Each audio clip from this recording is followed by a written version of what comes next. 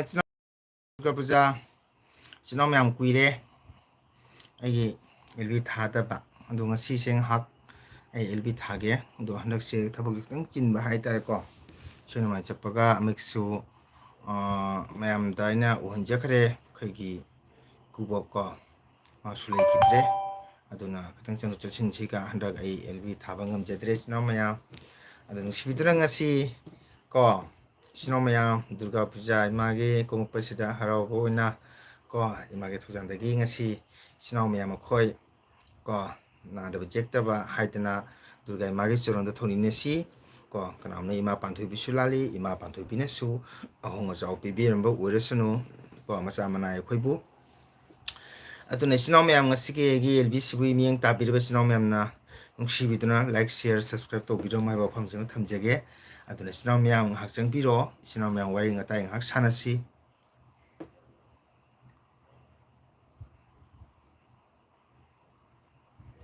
ꯑꯗꯣ ꯃꯌꯥꯝ ꯀꯃꯥꯏ ꯇꯧꯅꯔꯤ ꯏꯆꯤꯟ ꯏꯅꯥꯎ ꯑꯅꯥ ꯑꯌꯦꯛ ꯌꯥꯎꯅꯗꯦꯀꯣ ꯗꯨꯔꯒꯥ ꯄꯨꯖꯥꯒꯤ ꯃꯌꯥꯝ ꯄꯨꯝꯅꯃꯛ ꯀꯃꯥꯏꯅ ꯕꯖꯥꯔꯒꯤ ꯍꯟꯗꯛꯀꯤ ꯁꯣꯞꯄꯤꯡ ꯀꯔꯤ ꯀꯃꯥꯏꯅ ꯇꯧꯅꯔꯤ ꯏꯆꯤꯟ ꯏꯅꯥꯎ ꯃꯌꯥꯝ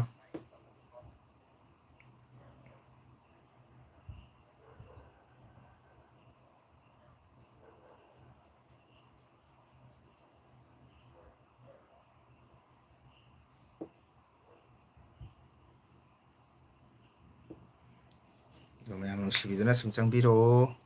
ꯏꯆꯤꯟ ꯏꯅꯥꯎ ꯃꯌꯥꯝ ꯄꯨꯝꯅꯃꯛꯄꯨ ꯑꯣ ꯀꯀꯥ ꯄꯨꯖꯥꯒ ꯀꯣꯏꯗ꯭ꯔꯕꯣ ꯕꯦꯕꯤ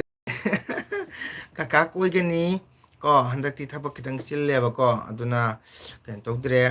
ꯊꯦꯡꯀ꯭ꯌꯨ ꯊꯥꯒꯠꯆꯔꯤ ꯕꯣꯕꯤ ꯅꯪ ꯗꯨꯔꯒꯥ ꯀꯣꯏꯔꯤꯕ꯭ꯔꯣ ꯍꯥ ꯂꯥꯏꯛ ꯇꯧꯕꯤꯔꯝꯃꯣ ꯊꯥꯒꯠꯆꯔꯤ ꯀꯀꯥꯒꯤ ꯑꯦꯜꯕꯤꯗ ꯆꯪꯕꯤꯔꯝꯕꯒꯤꯗꯃꯛꯇ ꯑꯩꯒꯤ ꯏꯆꯟꯔꯦꯕꯤꯕꯨ ꯍꯥꯏꯅꯤꯡꯉꯥꯏꯗ ꯕꯦꯕꯤꯕꯨ ꯊꯥꯒꯠꯆꯔꯤ ꯕꯣꯕꯤꯕꯨ ꯂꯥꯏꯛ ꯇꯧꯕꯤꯔꯝꯃꯨꯀꯣ ꯀꯨꯏꯔꯦ ꯀꯀꯥ ꯑꯦꯜꯕꯤ ꯊꯥꯗꯕꯅꯦ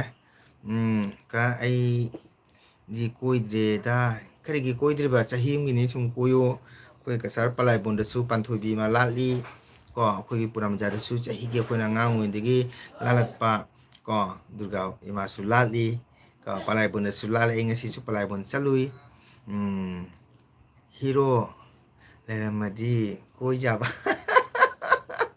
ꯑꯣꯀꯦ ꯍꯤꯔꯣ ꯂꯩꯇ꯭ꯔꯁꯨ ꯀꯩꯗꯧꯒꯦꯅꯦ ꯏꯆꯥ ꯂꯩꯔꯤꯗꯅ ꯏꯆꯥꯅꯨꯄꯤ ꯂꯩꯔꯤ ꯏꯆꯥꯅꯨꯄꯤ ꯄꯨꯔꯒ ꯁꯨꯝ ꯀꯣꯏꯌꯣ ꯆꯍꯤ ꯑꯃꯒꯤꯅꯤ ꯀꯣ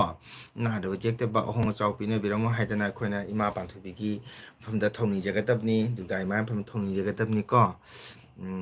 ꯑꯩ ꯕꯍꯥꯔ ꯗꯨꯀꯥꯟꯗ ꯀꯣꯏꯔꯤ ꯍꯥ ꯍꯥ ꯍꯥ ꯑꯣ ꯑꯣꯀꯦ ꯈꯨꯂꯥꯏꯕꯣꯟꯗ ꯍꯌꯦꯡ ꯑꯌꯨꯛꯇ ꯆꯠꯂꯨꯒꯦ ꯑꯗꯨ ꯈꯜꯂꯤ ꯃꯌꯥꯝ ꯍꯧꯅꯔꯒꯦ ꯍꯣꯏ ꯀꯣꯏꯌꯨ ꯆꯍꯤ ꯑꯃꯒꯤꯅꯤꯅꯅꯦ ꯀꯣꯏꯔꯨ ꯑꯗꯣ ꯕꯣꯕꯦ ꯂꯥꯏꯛ ꯇꯧꯔꯝꯃꯨꯀꯣ ꯅꯪ ꯂꯥꯏꯛ ꯇꯧꯗ꯭ꯔꯤ ꯃꯥꯜꯂꯦ ꯀꯀꯥꯗꯤ ꯍꯌꯦꯡ ꯂꯥꯛꯀꯗ꯭ꯔꯣ ꯕꯂꯥꯏꯕꯣꯟꯗ ꯅꯪ ꯑꯌꯨꯛꯇ ꯆꯠꯀꯅꯤ ꯍꯥꯏꯅ ꯑꯌꯨꯛꯇꯗꯤ ꯐꯪꯅꯔꯔꯣꯏ ꯑꯩꯗꯤ ꯑꯌꯨꯛꯇ ꯀꯁꯥꯔ ꯑꯁꯥꯔ ꯂꯧꯕꯨꯛꯇꯀꯣ ꯅꯕꯃꯤ ꯄꯨꯖꯥꯅꯤꯅ ꯍꯌꯦꯡꯁꯦ ꯅꯕꯃꯤꯒꯤ ꯇꯁꯔꯤ ꯄꯨꯝꯅ ꯍꯌꯦꯡꯁꯦ ꯀꯩꯅꯣ ꯇꯧꯅꯤ ꯀꯀꯥ ꯏꯁꯩ ꯁꯛꯄ ꯆꯠꯀꯅꯦꯕ ꯍꯌꯦꯡ ꯏꯁꯩ ꯁꯛꯄ ꯆꯠꯀꯅꯤ ꯂꯥꯏꯛ ꯗꯟ ꯍꯥꯏ ꯊꯦꯡꯀ꯭ꯌꯨ ꯊꯥꯒꯠꯆꯔꯤ ꯂꯥꯏꯛ ꯇꯧꯕꯒꯤꯗꯃꯛꯇ ꯑꯗꯣ ꯑꯩꯗꯤ ꯀꯩꯅꯣꯁꯦ ꯀꯩ ꯍꯥꯏꯇꯥꯔꯦ ꯍꯌꯦꯡ ꯑꯌꯨꯛꯇ ꯀꯩ ꯍꯥꯏꯇꯥꯔꯦ ꯁꯔꯨꯛꯇ ꯗꯨꯔꯒꯥ ꯏꯃꯥꯒꯤ ꯅꯕꯃꯤꯒꯤ ꯏꯁꯩ ꯁꯛꯄ ꯆꯠꯂꯨꯅꯦꯕꯀꯣ ꯅꯨꯡꯊꯤꯟꯗ ꯅꯥ ꯌꯦꯛꯇ꯭ꯔꯗꯤ ꯀꯣꯏꯒꯅꯤ ꯑꯩꯗꯤ ꯄꯣꯁꯇꯤꯒ ꯈꯨꯔꯨꯝꯂꯒ ꯄꯣꯁꯥꯗꯤꯒ ꯈꯨꯜꯂꯒ ꯂꯥꯛꯇꯣꯏꯅꯤ ꯈꯨꯂꯥꯏꯕꯣꯟꯗ ꯆꯥꯛ ꯆꯔꯥ ꯑꯃ ꯋꯥꯎ ꯑꯗꯨꯃꯥꯏꯅ ꯍꯥꯏꯕ ꯍꯧꯅꯗꯦꯗ ꯏꯁꯣꯔꯒꯤ ꯏꯃꯥꯒꯤ ꯄ꯭ꯔꯁꯥꯗꯤꯁꯤ ꯐꯪꯗꯕꯒꯤ ꯋꯥꯔꯤꯅꯤ ꯑꯩꯈꯣꯏꯅ ꯄꯥꯟꯊꯣꯏꯕꯤ ꯏꯃꯥꯒꯤ ꯗꯨꯔꯒꯥ ꯏꯃꯥꯒꯤ ꯄ꯭ꯔꯁꯥꯗꯤ ꯈꯔ ꯐꯪꯕ ꯍꯥꯏꯁꯦ ꯑꯩꯈꯣꯏꯒꯤ ꯂꯥꯏꯕꯛ ꯐꯕꯅꯤꯀꯣ ꯏꯁꯣꯔꯒꯤ ꯄ꯭ꯔꯁꯥꯗꯤ ꯆꯥꯕ ꯍꯥꯏꯁꯤꯗꯤ ꯌꯥꯝꯅ ꯐꯩ ꯀꯣ ꯏꯁꯣꯔꯒꯤ ꯄ꯭ꯔꯁꯥꯗꯤ ꯍꯥꯏꯁꯤ ꯅꯨꯃꯤꯠꯀꯤ ꯆꯥꯒꯦ ꯍꯥꯏꯕ ꯐꯪꯕ ꯅꯠꯇꯦꯕ ꯅꯠꯇ꯭ꯔꯣ ꯅꯨꯃꯤꯠꯀꯤ ꯑꯩꯈꯣꯏꯅ ꯏꯁꯣꯔꯒꯤ ꯄ꯭ꯔꯁꯥꯗꯤ ꯆꯥꯒꯦ ꯍꯥꯏꯕꯁꯨ ꯐꯪꯕ ꯅꯠꯇꯦ ꯅꯠꯇ꯭ꯔꯣ ꯃꯇꯝ ꯃꯥꯒꯤ ꯄꯔꯕ ꯂꯥꯛꯄꯗ ꯀꯣ ꯑꯩꯈꯣꯏꯅ ꯁꯨꯝ ꯈꯣꯏꯔꯝꯖꯕ ꯉꯁꯥꯏ ꯆꯥꯔꯤꯗꯨꯅꯤꯗꯅ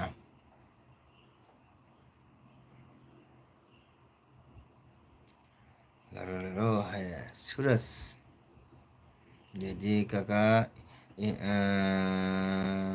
ꯁ꯭ꯀꯨꯜꯗ ꯅꯝꯕꯗꯣ ꯊꯥꯒꯠꯆꯔꯤ ꯑꯣꯀꯦ ꯀꯔꯤꯒꯤꯅꯣ ꯃꯥꯏꯕ ꯃꯤ ꯇꯥꯏꯕꯅ ꯑꯁꯤꯗꯤ ꯑꯩꯅ ꯉꯥꯏꯍꯥꯛ ꯏꯆꯥꯕꯨ ꯊꯤꯟꯕꯗ ꯀꯩꯁꯨ ꯀꯥꯏꯕ ꯂꯩꯇꯦ ꯀꯣ ꯑꯩꯈꯣꯏꯗꯤ ꯅꯣꯏ ꯄꯄꯥ ꯂꯨꯅ ꯇꯤꯟꯅꯔꯛꯄꯣꯅꯤ ꯅꯣꯏ ꯀꯀꯥ ꯂꯨꯅ ꯇꯤꯟꯅꯔꯛꯄꯣꯅꯤ ꯑꯩꯈꯣꯏꯗꯤ ꯄꯨꯇꯤ ꯄꯨꯇꯤ ꯍꯥꯏ ꯁꯨꯔꯁ ꯂꯤꯝꯕꯣ ꯍꯥꯏ ꯑꯗꯨꯅꯤ ꯍꯥꯍꯥꯀ ꯋꯥꯍꯩ ꯁꯣꯏꯔꯁꯨ ꯁꯨꯃꯥꯏ ꯆꯨꯝꯊꯣꯛꯄꯤꯔꯀꯣ ꯍꯥꯏꯕ ꯍꯩꯇꯕꯅꯤ ꯑꯣ ꯀꯥꯏꯗꯦ ꯀꯥꯏꯗꯦ ꯀꯥꯏꯗꯦ ꯀꯥꯏꯗꯦ ꯀꯩ ꯁꯨꯔꯁꯅ ꯀꯩ ꯍꯥꯏꯕ ꯄꯨꯇꯤ ꯄꯨꯇꯤ ꯂꯥꯞ ꯍꯥꯏ ꯊꯦꯡꯀ꯭ꯌꯨ ꯋꯦꯜꯀꯝ ꯊꯥꯒꯠꯆꯔꯤ ꯁꯨꯔꯁꯄꯨ ꯑꯗꯨꯅꯤ ꯑꯩꯈꯣꯏ ꯃꯌꯥꯝ ꯀꯩ ꯍꯥꯏꯇꯥꯔꯦ ꯃꯤꯑꯣꯏꯕ ꯍꯥꯏꯕꯁꯤ ꯏꯆꯤꯜ ꯏꯅꯥꯎꯅ ꯈꯟꯒꯗꯕꯅꯤ ꯑꯃꯒꯤ ꯃꯇꯦꯡ ꯑꯃꯅ ꯇꯧꯕ ꯀꯣ ꯑꯩꯈꯣꯏ ꯏꯆꯤꯜ ꯏꯅꯥꯎꯅ ꯂꯣꯏ ꯈꯟꯅꯒꯗꯕꯅꯤ ꯃꯤꯑꯣꯏꯕ ꯍꯥꯏꯁꯤꯗꯤ ꯑꯃꯒꯤ ꯈꯨꯗꯣꯡꯆꯥꯗꯕꯗ ꯂꯣꯏꯅ ꯃꯇꯦꯡ ꯇꯧꯅꯕ ꯀꯣ ꯄꯩꯁꯥꯇꯅ ꯃꯤꯑꯣꯏꯕꯒꯤ ꯃꯇꯦꯡ ꯄꯥꯡꯕ ꯅꯠꯇꯦ ꯏꯆꯤꯜ ꯏꯅꯥꯎ ꯃꯌꯥꯝ ꯑꯗꯣ ꯏꯆꯤꯜ ꯏꯅꯥꯎ ꯃꯌꯥꯝ ꯂꯥꯏꯛ ꯇꯧꯕꯤꯔꯝꯃꯣ ꯑꯩꯒꯤ ꯑꯦꯜꯕꯤꯁꯤꯒ ꯉꯥꯏꯍꯥꯛ ꯆꯪꯕꯤꯔꯒ ꯃꯌꯥꯝ ꯁꯞꯄꯣꯔꯠ ꯇꯧꯕꯤꯌꯨ ꯍꯥꯏꯖꯅꯤꯡꯉꯤ ꯏꯆꯤꯜ ꯏꯅꯥꯎ ꯃꯌꯥꯝ ꯀꯣ ꯀꯨꯝꯁꯤꯗꯤ ꯄꯨꯖꯥꯁꯤ ꯈꯪꯗꯦꯗ ꯃꯑꯣꯡ ꯃꯇꯧ ꯇꯧꯔꯦꯗꯤ ꯅꯍꯥꯟꯗꯤ ꯁꯤꯜꯆꯔꯗꯒ ꯌꯥꯝ ꯐꯖꯅ ꯀꯩꯅꯣ ꯇꯧꯈ꯭ꯔꯦ ꯗꯤꯀ꯭ꯔꯦꯁꯟ ꯇꯧꯗꯅ ꯔꯦꯜꯋꯦ ꯏꯁꯇꯦꯁꯟ ꯑꯗꯒꯤ ꯁꯤꯜꯆꯔ ꯀꯣ ꯑꯩ ꯅꯍꯥꯟ ꯁꯤꯜꯆꯔꯗ ꯁꯟꯗꯥ ꯊꯕꯛ ꯑꯃꯨꯛ ꯆꯠꯂꯨꯕ ꯑꯗꯨꯒ ꯎꯔꯛꯄꯅꯦ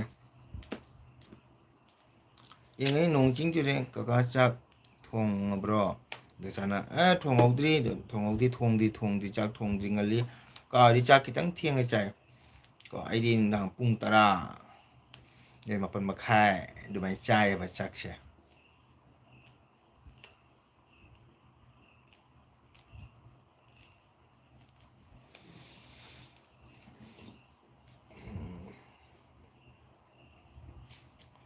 ꯕꯁ ꯀꯥꯟꯗꯦꯕꯨ ꯊꯣꯛꯑꯗꯤ ꯑꯁ ꯀꯔꯤꯅꯣ ꯉꯁꯤ ꯂꯛꯈꯤꯄꯨꯔꯗꯗꯤ ꯕꯣꯕꯤ ꯑꯦꯛꯗꯝ ꯂꯥꯏꯒꯤ ꯂꯩꯐꯝꯒꯤ ꯂꯩꯐꯝ ꯑꯃꯇ ꯄꯥꯟꯊꯣꯏꯕꯤ ꯃꯥꯁꯨ ꯐꯌꯥꯝ ꯂꯥꯜꯍꯧꯔꯦ ꯄꯥꯟꯊꯣꯏꯕꯤ ꯃꯥ 1 2 3 ꯀꯩꯅꯣ ꯂꯥꯜꯍꯧꯕꯅꯦ ꯂꯛꯈꯤꯄꯨꯔ ꯈꯨꯃꯟꯗꯒꯤ ꯁꯨꯝ ꯍꯧꯈ꯭ꯔꯦ ꯉꯁꯤ ꯌꯥꯝꯃꯤ ꯂꯛꯈꯤꯄꯨꯔꯗꯁꯨ ꯗꯨꯔꯒꯥꯒꯤ ꯂꯩꯐꯝ ꯌꯥꯝꯃꯤ ꯑꯗꯨꯗꯤ ꯂꯛꯈꯤꯄꯨꯔ ꯊꯅꯥ ꯃꯃꯥꯡꯒꯤ ꯗꯨꯔꯒꯥ ꯃꯟꯗꯤꯔꯗꯁꯨ ꯗꯨꯔꯒꯥ ꯃꯥ ꯂꯥꯜꯍꯧꯔꯤ ꯃꯗꯩ ꯂꯛꯈꯤꯄꯨꯔ ꯀꯩꯅꯣꯒꯤ ꯀꯩ ꯍꯥꯏꯇꯥꯔꯦ ꯑꯩꯈꯣꯏꯒꯤ ꯂꯛꯈꯤꯄꯨꯔ ꯐꯣꯔꯦꯁ ꯑꯣꯐꯤꯁ ꯃꯅꯥꯛꯇꯁꯨ ꯂꯥꯜꯍꯧꯔꯤ ꯐꯨꯜꯇꯣꯜ ꯀꯥꯔꯣꯡꯗꯁꯨ ꯂꯥꯜꯍꯧꯔꯤ ꯂꯥꯏꯐꯝ ꯌꯥꯝꯃꯤ ꯗꯦꯕꯦꯅꯥ ꯀꯥꯟꯗꯤꯗꯁꯨ ꯂꯥꯜꯍꯧꯔꯤ ꯂꯥꯏꯛ ꯌꯥꯝꯃꯤꯌꯦ ꯀꯨꯝꯁꯤ ꯁꯤꯜꯆꯔꯗꯗꯤ ꯑꯗꯨꯝ ꯏꯔꯤꯛ ꯁꯧꯔꯝꯃꯅꯤ ꯁꯤꯜꯆꯔ ꯇꯥꯎꯟꯗꯗꯤ ꯅꯍꯥꯟꯃꯨꯛ ꯑꯩꯈꯣꯏꯅ ꯀꯩꯅꯣꯗꯒꯤ ꯏꯁꯩ ꯍꯜꯂꯛꯄꯗ ꯂꯥꯛꯑꯕꯣ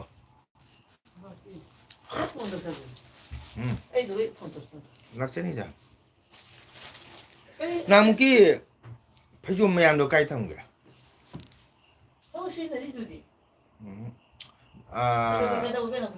ꯑꯗꯨꯒ ꯐꯩꯖꯣꯝ ꯑꯐꯕ ꯌꯥꯎꯔꯤꯕ ꯑꯃꯇꯪ ꯂꯧ ꯀꯥꯏꯅ ꯇꯧꯔꯤꯅꯣ ꯑꯩ ꯁꯦꯡꯅ ꯐꯩꯖꯣꯝ ꯂꯩꯇ꯭ꯔꯤ ꯑꯩꯒ ꯒꯥꯝꯆꯥꯒꯅ ꯕꯤꯁꯣꯏ ꯃꯥꯒꯤ ꯔꯥꯎꯟꯗ ꯐꯩꯖꯣꯝ ꯈꯥꯕ ꯃꯌꯥꯝꯗꯣ ꯑꯗꯨꯒ ꯑꯐꯕ ꯌꯥꯎꯔꯤꯕ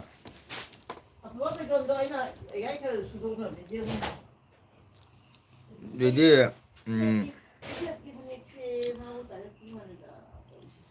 ꯑꯩꯒꯤ ꯏꯁꯀꯤꯟ ꯂꯩꯔꯝꯒꯅꯤ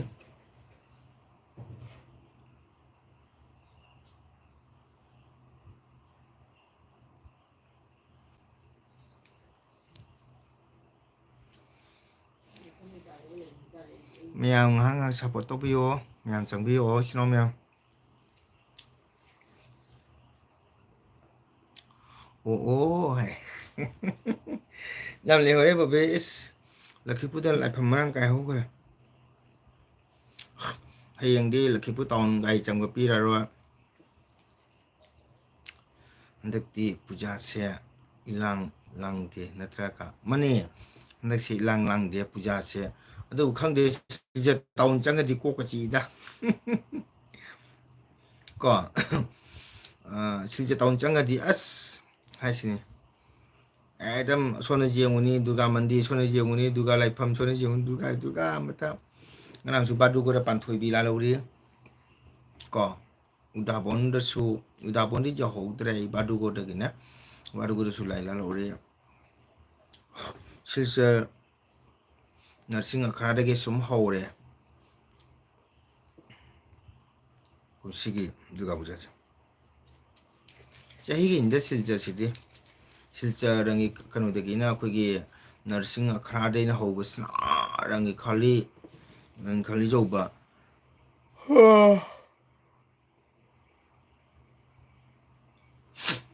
पलाइबोन karong jadi latragasu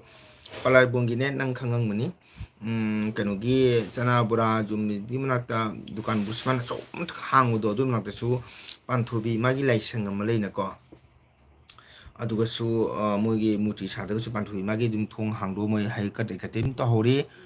wow amit lai amit welcome ojabu happy durga baja nang karai lai phamda lai like toromo amit thank you kuireda igi nang siba amit udaba nang hoji kai dono lai phamda leibra durga puja mangani pubra amit tabro kumsi durga puja mangani pubro ngarang di haipet ure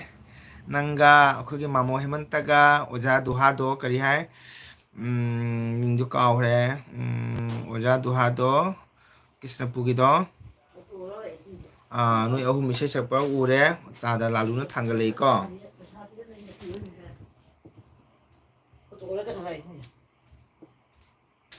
makhon tadi thungan dei lakpa male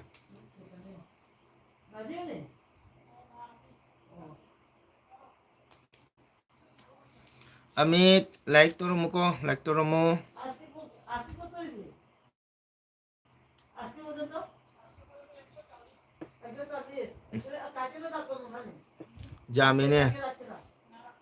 जामे लौसलो जाद्रो जामे लौसलो जाम छलगा हयें वाराक तुम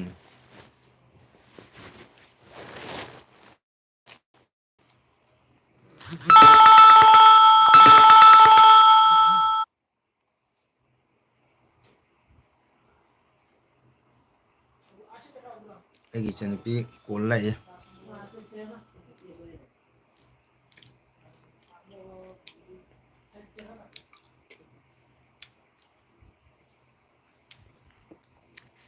amit jaibu kangibo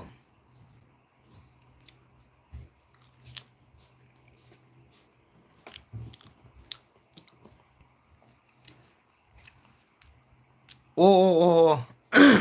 amit luang okay na bas kani phono do oh my god ai din ming mana du ga di akhoi amit mara na ko sorry amit sorry like tharo hai do chume sorry okay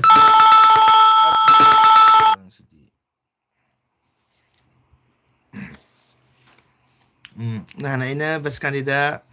like to biro oh haina la mi duni oh handaksi ko tabakchi kidang chinna isai jale dugadi sibagi mu pochele thosing to busiga dum matam sangda ba tare ko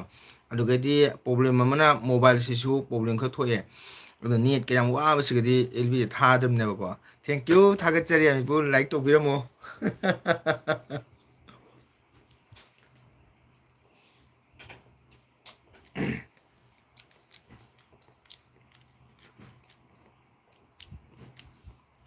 like masaman to biro mo thagachari hoji kai dono puja koiri ro puja koiri ro ado hayeng se unasidna amit leiribo hayeng puja koi basu unase sino coffee kam nang thamina seba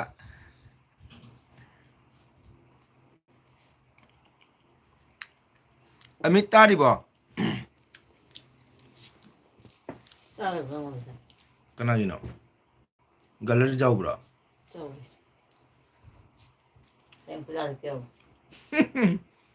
kari nando wo ai gi lei du di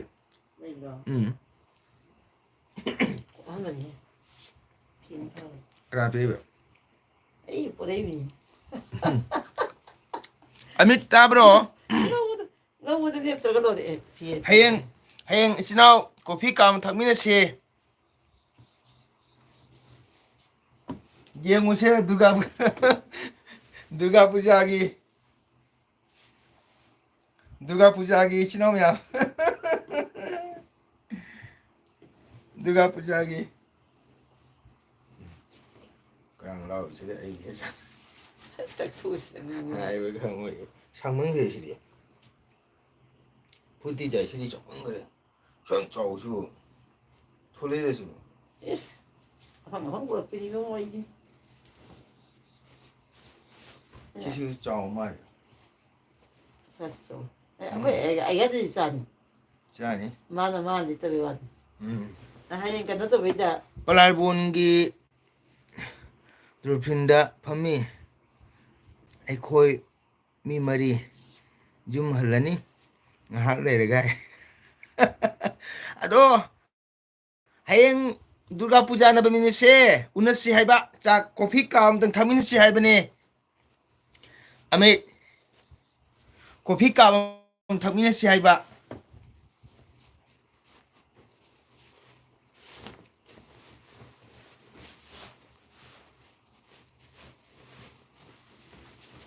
aidi suma kutra pa jab yang pamji ai su lei phui to sigai re nang hau de kon chi tu go duga puja ki tu go nang hau de chau cha he ni go 내리는 아두부에 아시 보다봐. min nong ra ka dei bu jai jai oja bu okay ado contact ka mai phang si ge Haji panayabongi dulpinda phamni ekhoi mari mi mari phamadi nungai ba ko mi mari phamani nungai ramani ba 자에로 ha 자에로 kholi sengi ke puja ko to ba 번능 비도 도리 자거든. jani moja phili la khini tena mina heng es kunje katagi MLA ekta che MLA sab ai che aina 난기도 가이게 막 나고 이게. ish kuitagi MLA ekta sire aina hairani 비시는 파우니. 강원이 수정도 강원이 수정도 보내 수도 프레사는 해를 가져 보세요. 와, 어자 빵근 말레 와루 자디. 빵근 말레로 알라후 악발 알라. Thank you. Ite ma like to bira mo happy Durga Puja ite ma kuire ko ite mo una da base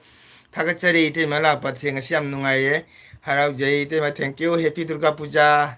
ite ma kusi Durga Puja koi roi dro warau de te ma hayu kai warau do no ne ai de yin Durga Puja hayeng ai de se la chakai khali phaja mandra bo ite ma sibo phaja mandra ba hai ba Nata baskan di madrasah cangger sidai ba. Baskan di madrasah da. Asimana, saya tahu ga. Asimana. Saya tahu ba. Asimana. Saya tahu ba. Ko. 아, 시기 셋 이번에 세 이제는 다 외면 마 다이 백주는 거냐. Neire ko jase puja. Neire ko jase puja se phajana. Này thờ cái tao mà lê này thờ rồi pakhangi matam loi gre amit pakhangi matam loi gre pakhangi matam loi gre ai mo nó đuổi đấy cả. Ông ta phụ được luôn hình. Che tao che ko pakhangi matam loi gre amit hoji mai chale khoi hoji khoi na sa su min nong na ne ba ko khoi ti mera ni like to biramo like to bimo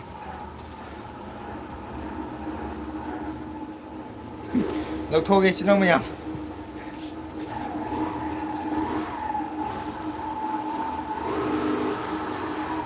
ai 마기 있잖아. smart to ge na ba min misina ne ayang si de la ba ay kama ku sina jik lai thada ba da 너 밥이나 해야 고들가. à 해야 나가야 고들가. hayang lo ngum ko na baskandi le ri lakhipu le ri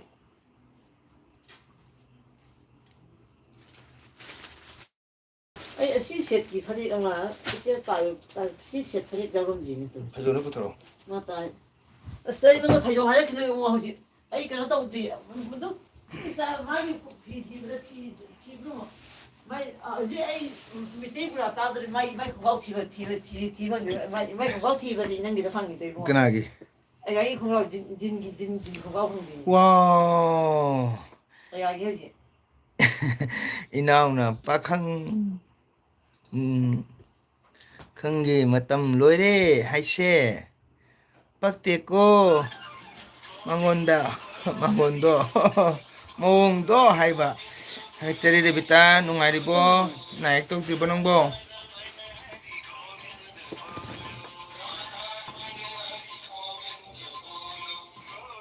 khat ta phalu rang mobile sang da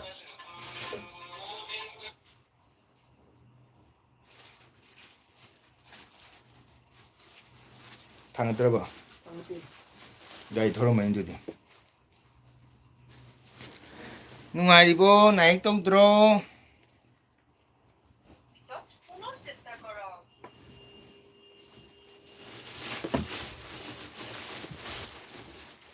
คนไอ้ประจักษ์พุทธมาประจักษ์พุทธาตัวก็ของก็ชูเดนฮันเดอชีนากีเจนนาชีจ้ะ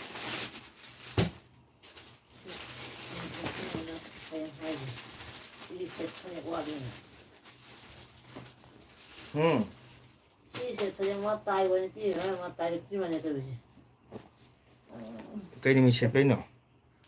파니보다 선너버디 세니보다 제일 들어가노 예 tại sao lúc này tôi mình ngả bắt ta sang cái mà hấp bây giờ thôi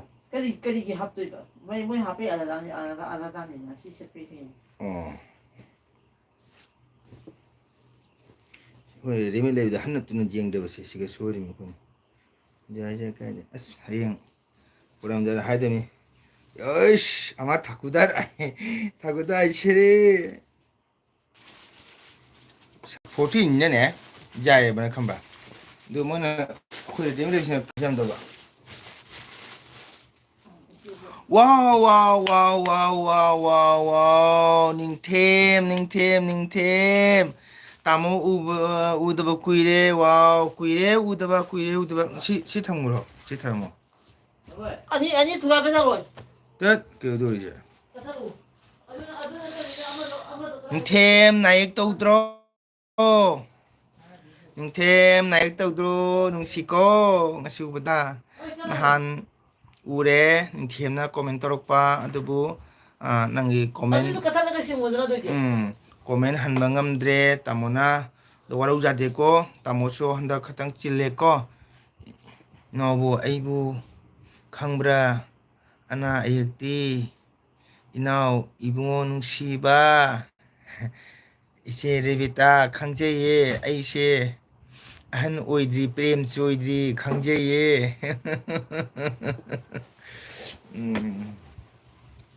prem choidriye ning thêm kari tawrige hojikpo chaising honarabo ning thêm kaidede tamo hai jamnungsi ning thêm na tamogi video yengbaga comment irakpado tamo ure tamona comment hanba singamdre tamona leyon phamse net jamna wai ko aduna net wai habase ai ikaina tawdamni ko aduna ning thêm tamona kaude ning thêm bo ko tamo chinin pai daba ning thêm kaude wow egi chen doni la doni good evening doni wow hayeng durga puja ni doni haine hiwada kamai tawdoino ning thêm kanyang chage thank you very much egi chandoni na kagi coffee pirakpa wow kapele doni kuire ka channel kano use tawta ba nahan video thangal le ko de sangkapaga de handak chikitang program thupaga dunani doni durga puja di hayeng na ba mini ado nang di hujikrai le riba aibu khangido ano ba rebitani like done thank you doni nang lai bra ba durga puja tamona masu haiba mido laktro lagte masudo lagte doni Durga Puja lai ba hai ba la maroi khange ba ada sum le ram ne ba na muti hai ba ni la ka ni kai na tamana masu hai ba mi do laktro lagte Chandigarh da adum leida hai hoi na muti Durga Puja da la ka ni hai ba ni ko ja phangadi laktre ko ado doni naik tok de ko LB se khangna ba jaudra thokserage now karigino dumana haino leyu keno nung bhadok ngasi nong matang aina LB thaba sida kagino rebita thoge haido taude okay naik tok dana phajana leiro nang lakane haido laktre pausu phangnadre adra mina ko ada ngasi duty chapro ngasi duty chapro doni ai kuire ka LB thada bane ngasi LB thage mayam to unage hayeng dina ba mi puja ni na haina na ado kan to ni ado ai doni lae ado ai doni no phangara chatle okay hoji room dro rebita chakhinu ngai kholayo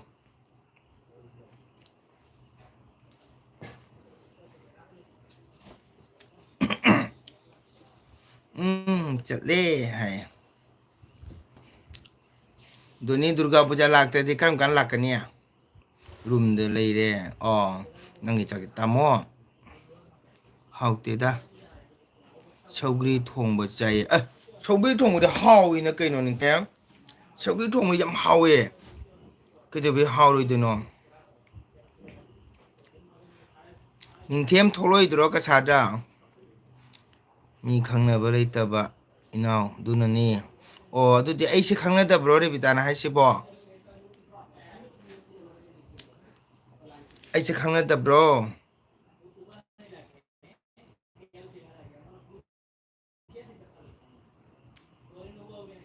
khoi narmada su laktri puja ko ki bra khangde ningthem hoji sogri thong chare hawri hoji kai dawrige ningthem hoji kai dawrige rebita chak thong abo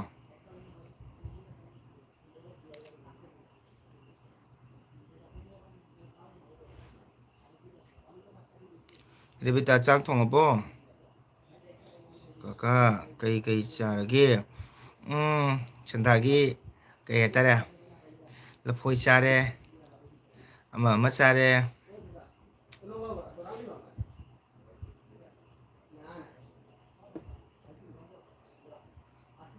wow hangulen hokib la pabung chak charabo chadri hangulen naik tawdro nang chai sing charabo talle he sogri haiba da bit halle ai yam pami sogri se ko mahi thaw yam pami hangulen chak thongabo hoji kai dawrige Rede Abhishek like dan oja wow Abhishek thank you welcome Abhishek hoji kai dawrige themna karino rebita aikhoi masen chamin nei ko wari sana siko rebita chap manai ko wari sana siko hai chumi themna haiba chara roi inaw hai karigi kedobi charoi dano puja koidrabo oja puja koidre oja hayeng su isei lei ngarang su isei chaloi odibas ki ko Durga Puja gi chare pabung irombaga alu kangau hure oh wow hure yang phai iromba ham haw ni ko tangulen yang haw ni iromba isu yam chai iromba se ko alu iromba de ko khoi alu go kangau gumba bread over ko mo sem haw yam isu yam pa mi tangulen naik tau de ko ꯊꯥꯡꯒꯨꯂꯦꯟ ꯅꯥꯌꯦꯛ ꯇꯧꯗꯦꯀꯣ ꯅꯪ ꯊꯕꯛ ꯁꯨꯔꯤꯀꯣ ꯅꯥꯌꯦꯛ ꯇꯧꯗꯕ ꯑꯣꯏꯌꯨ ꯊꯥꯡꯒꯨꯂꯦꯟ ꯐꯖꯅ ꯃꯔꯝ ꯃꯣꯛꯎ ꯀꯣ ꯌꯥꯝ ꯅꯨꯡꯁꯤ ꯑꯩ ꯊꯥꯡꯒꯨꯂꯦꯟ ꯌꯥꯝ ꯅꯨꯡꯁꯤ ꯇꯥꯃꯣ ꯀꯔꯤꯁꯨ ꯇꯧꯗꯦ ꯑꯩꯗꯤ ꯍꯧꯖꯤꯛꯇꯤ ꯇꯥꯃꯣꯒꯤ LB ꯌꯧꯔꯤ ꯑꯩ ꯅꯤꯡꯊꯦꯝ ꯅꯨꯡꯁꯤꯕꯅ ꯅꯤꯡꯊꯦꯝ ꯇꯥꯃꯣꯅ ꯅꯨꯡꯁꯤꯕꯁꯤꯗꯤ ꯋꯥꯎ ꯅꯪꯅ ꯀꯀꯥꯒꯤ ꯚꯤꯗꯤꯑꯣ ꯍꯦꯛ ꯊꯥꯡꯉꯛꯄꯒ ꯅꯪ ꯍꯥꯟꯅ ꯍꯦꯛꯇ ꯀꯩꯅꯣ ꯇꯧꯕꯤꯔꯛꯄꯀꯣ ꯀꯀꯥ ꯌꯥꯝꯅ ꯄꯦꯜꯂꯦ ꯀꯀꯥ ꯆꯦꯅꯦꯜꯒ ꯄꯥꯏꯔꯣꯏꯅ ꯇꯧꯔꯝꯃꯤꯀꯣ ꯍꯥꯏꯗꯤ ꯆꯦꯅꯦꯜꯁꯤꯒꯤ ꯍꯥꯏꯗꯤ ꯅꯨꯡꯉꯥꯏꯕ ꯏꯟꯇꯔꯦꯁꯁꯦ ꯐꯥꯎꯔꯛꯇ꯭ꯔꯦꯕꯀꯣ ꯇꯟꯁꯤꯜꯂꯛꯄ ꯑꯃ ꯌꯥꯎꯁꯜꯂꯦ ꯉꯁꯥꯏ ꯋꯥꯅ ꯚꯤꯗꯤꯑꯣꯁꯦ ꯊꯥꯡꯒꯠꯂꯒ ꯃꯤ ꯌꯦꯡꯕ ꯋꯥꯠꯂꯛꯄꯀꯣ ꯑꯗꯨꯅ ꯀꯩ ꯍꯥꯏꯇꯥꯔꯦ ꯑꯗꯨꯅ ꯁꯨꯝ ꯅꯨꯡꯉꯥꯏꯃꯟꯗꯅꯀꯣ ꯉꯁꯤꯗꯤ LB ꯊꯥꯔꯒꯦ ꯍꯌꯦꯡꯗꯤ ꯗꯨꯔꯒꯥ ꯄꯨꯖꯥꯅꯤꯅ ꯈꯪꯅꯕ ꯏꯆꯤꯜ ꯏꯅꯥꯎ ꯀꯅꯥꯒꯨꯝꯕ ꯌꯥꯎꯕꯗꯤ ꯍꯌꯦꯡ ꯄꯨꯖꯥꯗ ꯎꯅꯁꯤ ꯍꯥꯏꯒꯦ ꯍꯥꯏꯅ ꯇꯧꯕꯅꯦꯕ ꯅꯤꯡꯊꯦꯝ ꯃꯅꯤꯄꯨꯔ ꯏꯔꯥꯡ ꯂꯣꯏꯔꯀꯥꯟꯗ ꯑꯗꯨꯝ ꯂꯥꯛꯎꯀꯣ ꯀꯣꯏꯔꯛꯎ ꯇꯥꯃꯣ ꯂꯩ ꯄꯩꯁꯥ ꯏꯆꯤꯜ ꯏꯅꯥꯎ ꯂꯩꯃꯤꯟꯅꯅꯤ ꯆꯥꯃꯤꯟꯅꯅꯤ ꯊꯛꯃꯤꯟꯅꯅꯤ ꯀꯣꯏꯃꯤꯟꯅꯅꯤ ꯀꯣ ꯊꯥꯡꯒꯨꯂꯦꯟ ꯍꯧꯖꯤꯛ ꯀꯩ ꯊꯕꯛ ꯇꯧꯔꯤꯒꯦ ꯉꯁꯤꯗꯤ ꯊꯕꯛ ꯇꯧꯗ꯭ꯔꯕꯣ ꯀꯩꯅꯣ ꯃꯨꯒꯣꯕꯤ ꯆꯠꯂꯨꯏꯔ ꯃꯣꯕꯥꯏꯜ ꯂꯦꯞꯇꯣ ꯐꯤꯡꯒꯔ ꯇꯧꯔꯝꯃꯕ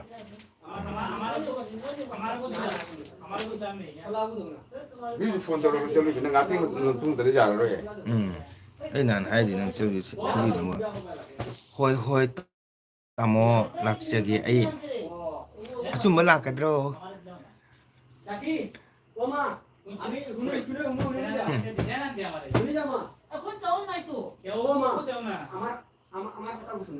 আমার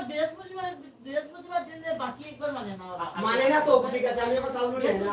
ও বাবা তুমি এবার মাছ দিও তোমারে আমি বলে যাই হ্যাঁ টাইম বছরের মালকে ফাস কাটি চাউল রাখছে হ্যাঁ আমি ওই দিন আমার কাছে বুঝে আসলো হ্যাঁ আমি গেছে রাতে 200 টাকা দিয়া গেছে 100 Jose টাকা ki kortan he hai re bitana wow asimba lake tamo okay ningthem tamo leko tamo si LB na chumpungai hai bante tamo chinje ko lau tamo na chanbu welcome to ni দিলে বেটিও কিটা করে জানো আমার বড় ভাই বেটি আছে ওগুলো হতাম বেশি খুশি আলা হ্যাঁ ওগুলো লোকাল চাউল বলিয়া হ্যাঁ ওগুলো তো পাঞ্জাব চাউল খায় হ্যাঁ তুমি দুই বেলা নিয়ে আসো ওগুলো দুই বেলা তাই Asi আর তাই kotanam phaji hai re ino puja koidribo hai koidriye hayeng lakadro koisidna ningthem masugi জগলা হইব rup ondraba dunani ningthem masugi rup ondraba dunani hai ado hayeng lao unasi koisi khoi sinau mayam punsi udabongi phajabani video tharura inau thangatpagi jaye thangatpiro phana sembiro udabon koiro ba haise hoi hura na koyo hura na challo ningthem manipuradi durga puja tauri ko sum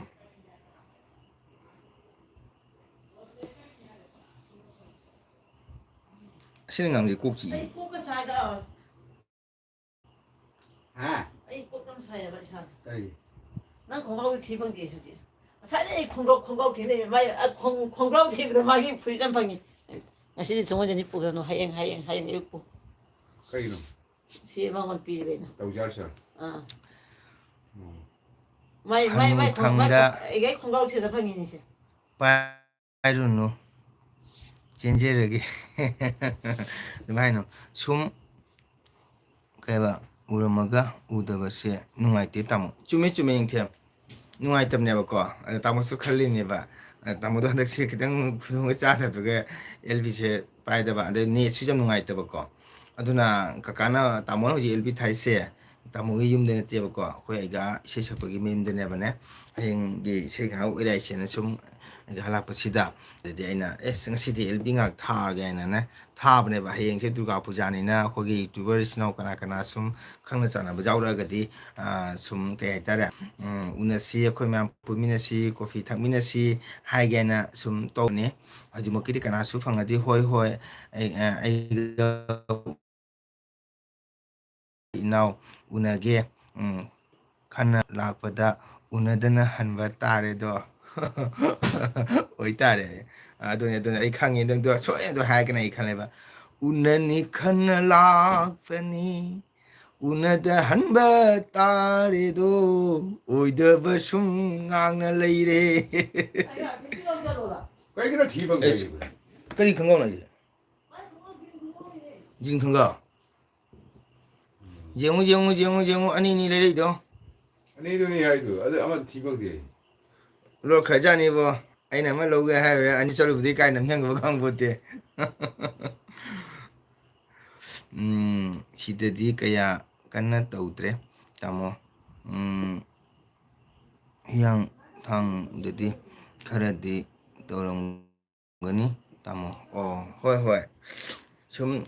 hadine akhoi manipuri sesakpa jasing hadine durga puja gi karino akhoi kano tongna na isai tinabagi thangalapone ko gudum haibanida ningthem koiro manipur iranga tapakanda kasada ko hajiti lambi te chapasu khurung chade mathakti flight antana helicopter natana ko aduna irang pharakanda koiro tamoda contact toro ko tamogi kasaram dun su sum ko tho aduga noy ko pure tamodi yam film chapandi ta laire ba changai de lejabani ko koi punsi se yam nusi agi khogi libita agi ningthem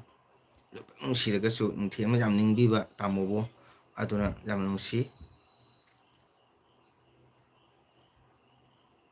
haji manipur irang kha tappa ba ningthem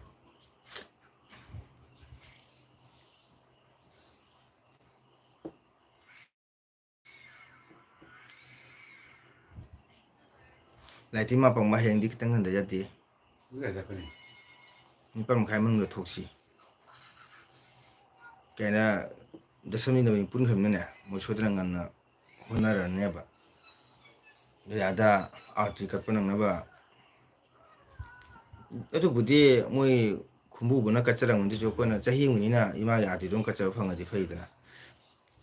heng di ko tam pura ro phai jong pan jaw to ba se na ba am sak ni na hoi tamo hai oke ado tamo na chenen paidra su tamo budi kau binu ko oke khangau do aina sele jenge hai ga lo sam da kai jo khang pon te bo 산 먹어놨지 해. ru kana na mi ani su da amana hukchal la set khine su leitra ba phare ko na chak tong to na bhap tara bra thi ro cha lo matama jaw re loire he tamo asum mane ning the tamodi oide bangang de asum mutane channel ne na pungai hai ba do tamodi tok de ko ichan na sunu sin hai bane thamoi de lop to hi je da ba do kaino 얘는 많이 거기 좋고 yam ngai he ngasi ai ning them kui una han nang comment nu tamo ya mushi khamra adu comment han gidre tamo so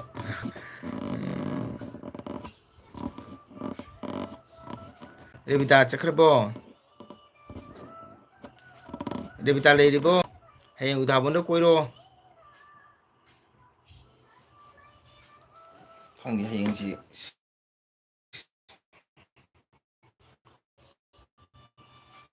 inau se ahan oirabina puja ga koidaba koirada masu hai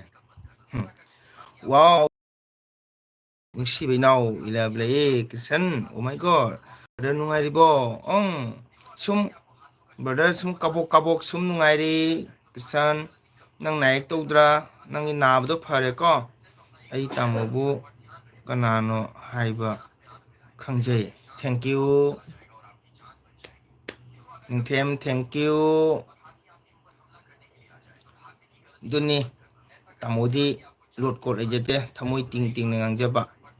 ko aduna thamoi ting mangina tamogi video do mi phajana views lakpide sai hadi kaya tare jamna phajaba hadi jamna roman chau to ba simple video oibeduna ko hajikan video si jam ngai na mayam gi youtuber senior kangu thang bi engo ngai bini ko kaka di mudu sungom jeta ba hai tare ko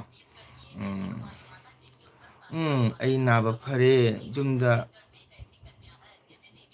hora baro चारबो बाडा चाद्रिए पानीपुरी पेना चागे आइदी अदुनने साई हाइबतन हाइजद्रमेबा कैना पानीपुरी से हाइमना खदांग नारेबको अदुना कैदौनी मिंगोना जामा हाइबा सिसु तनझले को आइदी हाइखिमनी चंगे पामजबा पानीपुरी सबतंगनी पेना पिजगेना खनबा अदो नंगा चानिंगद्रबनिना आइसु हाइदबदो Durga Puja ni kaite koiro chena pamba pani puri pichani ko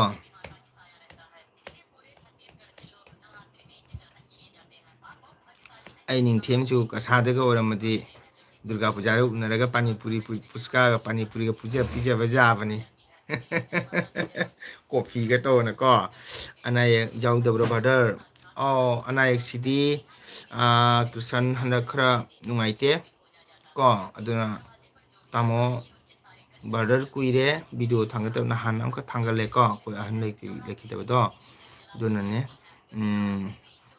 themdi aiga nutigi wari sanaida diadasu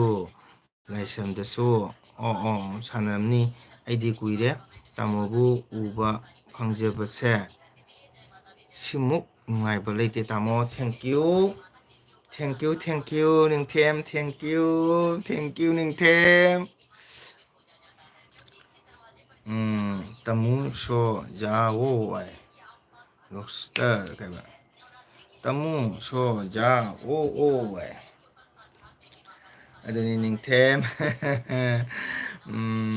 aduni tamosu haure nam ubada ko kari khungi lai pujano inau aiga ga hainari do hayeng kasar asarla buktani ibita asarla buktane durga puja kana shu odibas nthang chalui ba ko aduni nang udhabon koi wi phajaba kanu video do kagi whatsapp tharu kaka thangat ke ko ka thangat ke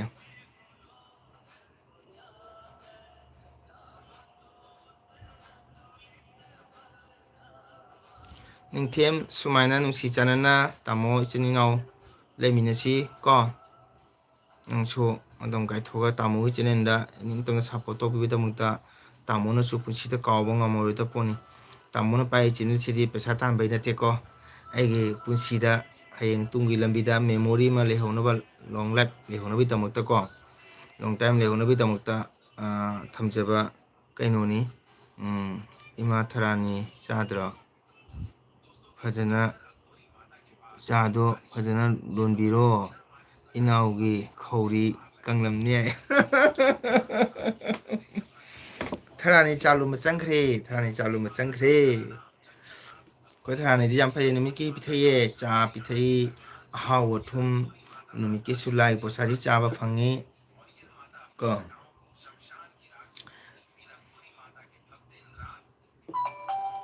wow chana bi chanu lai hai kaka wow chanu nungaribo kuireda chanu udaba chanu nungaribo kamai tauri chaising honorable kaka ki channel da changbirapa haningai thagatsari ando like masama tobiro ko like masama nambiro ꯑꯩꯅ comment ꯇꯧꯕꯗꯤ ꯍꯥꯏꯕꯤꯗꯦ ꯍꯥꯏꯔꯤꯁꯤꯗꯤꯅ ꯀꯀꯥ ꯅꯨꯡꯉꯥꯏꯔꯤ ꯍꯣꯏ ꯅꯨꯡꯉꯥꯏꯅ ꯂꯩꯒꯗꯕꯅꯤ ꯅꯥꯌꯦꯛ ꯇꯧꯔꯣꯏꯗꯕꯅꯤꯀꯣ ꯑꯩꯈꯣꯏ ꯔꯦꯕꯤꯇꯥꯅ ꯍꯥꯏꯔꯦ ꯏꯅꯥꯎ ꯈꯧꯔꯤ ꯀꯪꯉꯝꯃꯅꯤ ꯆꯥꯗꯣ ꯐꯖꯅ ꯂꯣꯟꯕꯤꯔꯣ ꯍꯥꯏꯕ ꯑꯩꯅ ꯀꯣꯃꯦꯟ ꯇꯧꯕꯗꯤ ꯍꯥꯏꯕꯤꯗꯦ ꯍꯥꯏꯔꯤꯁꯤꯗꯤ ꯀꯀꯥ ꯅꯨꯡꯉꯥꯏꯔꯤ ꯍꯣꯏ ꯅꯥꯌꯦꯛꯇꯕ ꯑꯣꯏꯌꯨ ꯅꯨꯡꯉꯥꯏ ꯌꯥꯏꯐꯅ ꯂꯩꯌꯨ ꯅꯥ ꯌꯦꯛꯇꯅꯀꯣ ꯑꯗꯣ ꯀꯀꯥꯒꯤ ꯆꯦꯅꯦꯜꯗ ꯆꯪꯗꯕꯒꯤꯗꯃꯛꯇ ꯂꯥꯏꯛ ꯃꯆꯥ ꯑꯃ ꯇꯧꯕꯤꯔꯝꯃꯣ ꯔꯦꯕꯤꯇꯥ ꯅꯔꯃꯗꯥ ꯀꯧꯗ꯭ꯔꯕꯣ ꯉꯁꯤꯗꯤ ꯀꯔꯤ ꯂꯦꯡꯌꯥꯟ ꯐꯤ ꯃꯇꯦꯛ ꯑꯃ ꯃꯊꯧ ꯇꯥꯏꯗꯅ ꯁꯤꯅꯥꯏ ꯆꯠꯄꯅꯤꯅ ꯊꯔꯥꯅꯤꯅ ꯐꯕ ꯊꯕꯛꯁꯤꯗꯤ ꯌꯥꯔꯦ ꯌꯥꯔꯦ ꯌꯥꯔꯦ ꯌꯥꯔꯦ ꯐꯖꯔꯦ ꯌꯥꯔꯦ ꯐꯩꯖꯣꯝꯗꯣ ꯃꯄꯥꯟ ꯐꯩꯖꯣꯝ ꯌꯥꯎꯗꯕ ꯅꯠꯇ꯭ꯔꯣ ꯑꯗꯨꯕꯨ ꯐꯩꯖꯣꯝ ꯅꯠꯇ꯭ꯔꯅꯦ ꯐꯩꯖꯣꯝꯅꯤꯅꯦ ꯂꯦꯡꯌꯥꯟ ꯐꯤ ꯅꯠꯇꯦꯅꯦ ꯐꯩꯖꯣꯝꯅꯤꯁꯦ ꯑꯃꯨꯛ ꯃꯄꯥꯟ ꯌꯥꯎꯗꯕ ꯀꯀꯥ ꯐꯩꯖꯣꯝꯅꯤ ꯍꯌꯦꯡ ꯅꯪ ꯀꯧꯔ ꯏꯁꯇꯤ ꯆꯥꯔꯝꯕꯅꯤꯅ ꯍꯌꯦꯡ ꯉꯁꯤ ꯄꯨꯔꯥ ꯍꯌꯦꯡ ꯁꯦꯠꯅꯕ ꯍꯥꯏꯅ ꯐꯩꯖꯣꯝꯅꯤꯁꯦ ꯂꯥꯛꯇꯕ ꯂꯥꯛꯇꯕ ꯀꯨꯏꯔꯦ ꯀꯀꯥ ꯈꯔꯅꯤ ꯂꯦꯞꯄꯨꯔꯦ ꯆꯅꯨ ꯑꯗꯣ ꯂꯥꯏꯛ ꯇꯧꯔꯣ ꯆꯅꯨ ꯂꯥꯏꯛ ꯇꯧꯗ꯭ꯔꯤꯀꯣ ꯆꯅꯨ ꯀꯔꯤ ꯏꯟꯖꯥꯡ ꯆꯥꯒꯦ ꯑꯗꯨ ꯃꯌꯥꯝꯗꯣ ꯀꯩ ꯌꯣꯝꯃꯤ ꯃꯌꯥꯝꯗꯨꯗꯤ ꯁꯤ ꯊꯝꯃꯨꯗꯅ ꯊꯝꯃꯨꯅꯦ ꯃꯈꯥꯗ ꯊꯝꯗ꯭ꯔꯗꯤ ꯈꯪꯉꯣꯏꯅꯦ ꯆꯅꯨ ꯀꯩ ꯏꯟꯖꯥꯡ ꯆꯥꯒꯦ ꯆꯥꯛ ꯆꯥꯔꯕꯣ ꯔꯦꯕꯤꯇꯥ ꯍꯌꯦꯡ ꯂꯥꯛꯀꯗ꯭ꯔꯣ ꯄꯨꯖꯥꯗ ꯄꯥꯅꯤꯄꯨꯔꯤ ꯆꯥꯕꯒꯤ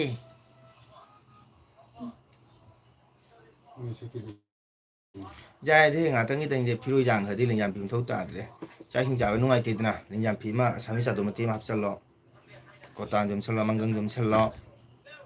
ꯉꯔꯥꯡꯗꯤ ꯐꯔꯦ ꯍꯌꯦꯡꯅ ꯀꯩ ꯑꯣꯏꯗꯨꯕ ꯑꯃꯗꯤ ꯁꯣꯏꯗꯦꯗꯅ ꯀꯩꯗꯧꯔ ꯄꯥꯔꯁꯨ ꯂꯦꯡꯌꯥꯟ ꯐꯤꯅꯤ ꯀꯔꯤꯅꯣ ꯆꯥꯗ꯭ꯔꯤ ꯀꯀꯥ ꯍꯥꯏ ꯀꯩ ꯏꯟꯖꯥꯡ ꯊꯣꯡꯉꯤ ꯆꯅꯨ ꯏꯆꯤꯟ ꯏꯅꯥꯎ ꯃꯌꯥꯝ ꯄꯨꯝꯅꯃꯛ ꯂꯥꯛꯄꯤꯔꯤꯕ ꯏꯆꯤꯟ ꯏꯅꯥꯎ ꯃꯌꯥꯝ ꯄꯨꯝꯅꯃꯛ ꯍꯥꯏꯅꯤꯡꯉꯥꯏ ꯇꯥꯅ ꯊꯥꯒꯠꯆꯔꯤ ꯀꯣ ꯍꯟꯗꯛꯀꯤ ꯂꯥꯛꯏꯕ ꯏꯃꯥ ꯗꯨꯔꯒꯥ ꯑꯃꯁꯨ ꯏꯃꯥ ꯄꯥꯟꯊꯣꯏꯕꯤꯅ ꯀꯣꯡꯄꯁꯤꯗ ꯏꯆꯤꯟ ꯏꯅꯥꯎ ꯑꯩꯈꯣꯏ ꯃꯌꯥꯝ ꯄꯨꯝꯅꯃꯛꯄꯨ ꯅꯥꯗꯕ ꯌꯦꯛꯇꯕ ꯀꯣ ꯏꯃꯥ ꯄꯥꯟꯊꯣꯏꯕꯤꯅꯁꯨ ꯀꯣ ꯅꯨꯡꯉꯥꯏ ꯌꯥꯏꯐꯕ ꯉꯥꯍꯣꯡ ꯆꯥꯍꯣꯡꯕ ꯄꯤꯅꯕꯤꯔꯝꯕ ꯑꯣꯏꯔꯁꯅꯨ ꯍꯟꯗꯛ ꯏꯃꯥ ꯄꯥꯟꯊꯣꯏꯕꯤ ꯂꯥꯛꯄꯁꯤꯗ ꯃꯅꯤꯄꯨꯔ ꯃꯥꯒꯤ ꯃꯁꯥꯏꯀꯣꯟꯗ ꯇꯥꯔꯤꯕ ꯑꯋꯥ ꯑꯅꯥ ꯑꯁꯤꯁꯨ ꯏꯃꯥ ꯄꯥꯟꯊꯣꯏꯕꯤꯅ ꯀꯣꯛꯄꯤꯔꯝꯕ ꯑꯣꯏꯔꯁꯅꯨ ꯍꯥꯏꯗꯅ ꯑꯩꯅ ꯏꯃꯥ ꯄꯥꯟꯊꯣꯏꯕꯤꯒꯤ ꯃꯐꯝꯗ ꯊꯧꯅꯤꯖꯔꯤ ꯏꯆꯤꯟ ꯏꯅꯥꯎ ꯃꯌꯥꯝꯁꯨ ꯀꯣ ꯑꯩꯒꯤ ꯑꯦꯜꯕꯤꯗ ꯆꯪꯕꯤꯔꯛꯏꯕ ꯏꯆꯤꯟ ꯏꯅꯥꯎ ꯃꯌꯥꯝ ꯑꯃꯁꯨ ꯑꯩꯒꯤ ꯑꯦꯜꯕꯤꯕꯨ ꯃꯤꯠꯌꯦꯡ ꯇꯥꯕꯤꯔꯤꯕ ꯏꯆꯤꯟ ꯏꯅꯥꯎ ꯃꯌꯥꯝꯁꯨ ꯏꯃꯥ ꯄꯥꯟꯊꯣꯏꯕꯤꯒꯤ ꯈꯨꯌꯥ ꯊꯝꯕꯥꯜꯗ ꯊꯧꯅꯤꯁꯤ ꯅꯨꯡꯉꯥꯏ ꯌꯥꯏꯐꯕ ꯅꯥꯗꯕ ꯌꯦꯛꯇꯕ ꯑꯍꯣꯡ ꯑꯆꯥꯎ ꯄꯤꯕꯤꯔꯝꯕ ꯀꯣ ꯉꯥꯍꯣꯡ ꯆꯥꯍꯣꯡ ꯄꯤꯕꯤꯔꯝꯕ ꯃꯅꯤꯄꯨꯔꯗ ꯇꯥꯔꯤꯕ ꯗꯁꯥ ꯑꯁꯤꯁꯨ ꯀꯣꯛꯄ ꯑꯣꯏꯔꯁꯅꯨ ꯍꯥꯏꯗꯅ ꯑꯩꯈꯣꯏ ꯃꯌꯥꯝꯅ ꯊꯧꯅꯤꯁꯤ ꯏꯆꯤꯟ ꯏꯅꯥꯎ ꯃꯌꯥꯝ ꯁꯨꯝ ꯐꯝꯕꯁꯤꯁꯨ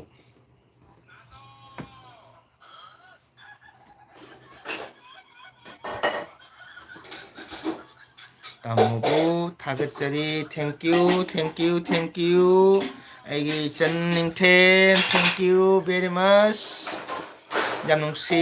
ꯑꯩꯒꯤ ꯏꯆꯟ ꯅꯤꯡꯊꯦꯝ ꯑꯗꯨꯅꯤ ꯅꯤꯡꯊꯦꯝ ꯑꯩꯈꯣꯏꯒꯤꯗꯤ ꯀꯩꯗꯧꯅꯤ ꯃꯄꯨꯒꯤ ꯃꯥꯛꯀꯤ ꯃꯐꯝꯗ ꯆꯪꯖꯗꯅꯗꯤ ꯊꯧꯅꯤꯖꯗ꯭ꯔꯒꯗꯤ ꯎꯄꯥꯏ ꯂꯩꯇꯦꯀꯣ ꯑꯩꯈꯣꯏꯒꯤ ꯆꯪꯖꯐꯝꯗꯤ ꯏꯁꯣꯔꯗ ꯒꯣꯕꯤꯟꯗꯗ ꯚꯒꯕꯥꯟꯗ ꯀꯣ ꯏꯄꯥ ꯏꯕꯨꯡꯉꯣꯗ ꯊꯧꯅꯤꯖꯕ ꯅꯠꯇꯅ ꯎꯄꯥꯏ ꯂꯩꯇꯦ ꯀꯣ ꯑꯩꯈꯣꯏꯅ ꯊꯧꯅꯤꯖꯔꯒ ꯑꯩꯈꯣꯏꯅ ꯋꯥꯅ ꯈꯣꯏꯔꯝꯖꯔꯒ ꯊꯧꯅꯤꯖꯔꯒ ꯃꯗꯨꯒꯅꯤ ꯏꯁꯣꯔꯅ ꯃꯄꯨꯅ ꯄꯦꯟꯕꯤꯗꯅ ꯑꯩꯈꯣꯏꯕꯨ ꯀꯣ ꯅꯨꯡꯉꯥꯏ ꯌꯥꯏꯐꯕ ꯄꯤꯕꯤꯔꯝꯗꯒꯨꯁꯦ ꯀꯣ ꯑꯗꯨꯅ ꯑꯩꯈꯣꯏꯅꯁꯨ ꯏꯃꯥ ꯄꯥꯟꯊꯣꯏꯕꯤ ꯃꯐꯝꯗ ꯑꯩꯈꯣꯏꯅ ꯊꯧꯅꯤꯁꯤ ꯀꯣ ꯇꯥꯔꯤꯕ ꯗꯁꯥꯁꯤꯡꯁꯦ ꯑꯋꯥ ꯑꯅꯥ ꯇꯥꯔꯤꯕꯁꯤꯡꯁꯦ ꯀꯣꯛꯄꯤꯕ ꯑꯣꯏꯔꯁꯅꯨ ꯀꯣꯛꯄꯤꯔꯝꯃꯣ ꯍꯥꯏꯗꯅ ꯑꯩꯈꯣꯏ ꯃꯌꯥꯝꯅ ꯊꯧꯅꯤꯖꯕ ꯆꯪꯉꯤꯀꯣ ꯑꯗꯨꯅꯤ ꯑꯩ ꯅꯤꯡꯊꯦꯝ ꯍꯥꯏꯔꯦꯗꯅ ꯀꯀꯥꯅ ꯊꯥꯒꯠꯆꯔꯤꯀꯣ ꯀꯀꯥꯗꯤ ꯆꯦꯅꯦꯜꯁꯦ ꯄꯥꯏꯔꯨꯔꯦꯅ ꯈꯜꯂꯨꯔꯕꯅꯤꯀꯣ ꯁꯨꯝ ꯋꯥꯈꯜꯁꯦ ꯁꯨꯝ ꯅꯨꯡꯉꯥꯏꯔꯛꯇ ꯑꯩꯕꯨ ꯑꯩꯒꯤ ꯆꯦꯅꯦꯜꯁꯦ ꯑꯩꯅ ꯄꯨꯟꯁꯤꯗ ꯑꯩꯒꯤ ꯃꯦꯃꯣꯔꯤ ꯑꯣꯏꯍꯧꯅꯕ ꯍꯥꯏꯅ ꯈꯟꯕꯁꯤꯗꯤ ꯃꯥꯡꯈꯤꯗꯕ꯭ꯔꯥ ꯍꯥꯏꯅ ꯈꯜꯂꯨꯕꯗꯀꯣ ꯅꯨꯡꯉꯥꯏꯇꯗꯅ ꯑꯩꯅ ꯁꯨꯝ ꯉꯁꯤꯁꯦ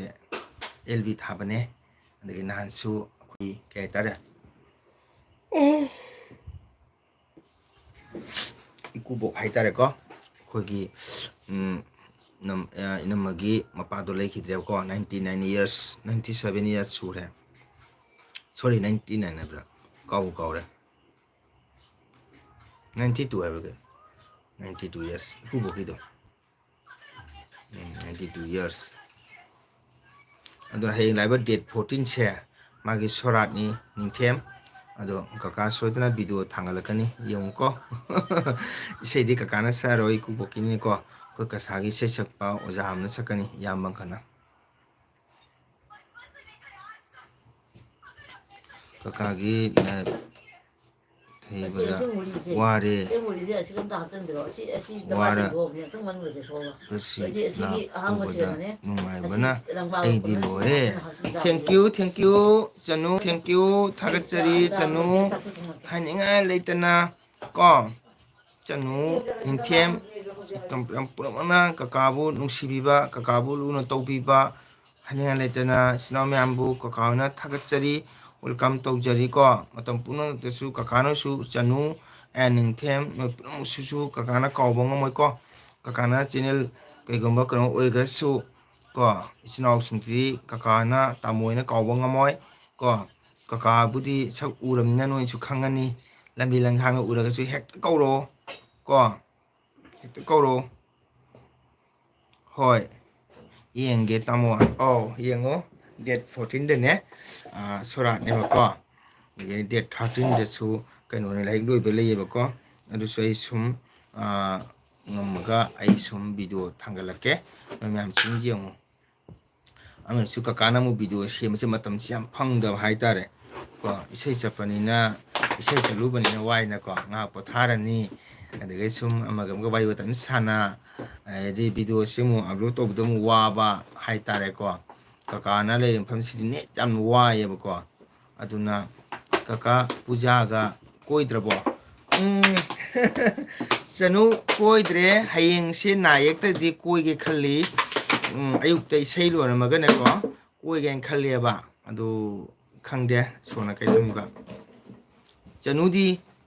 koige dra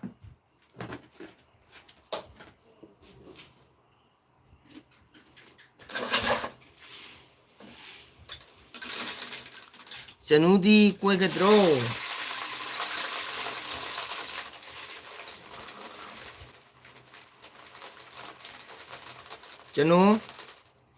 chanu tabra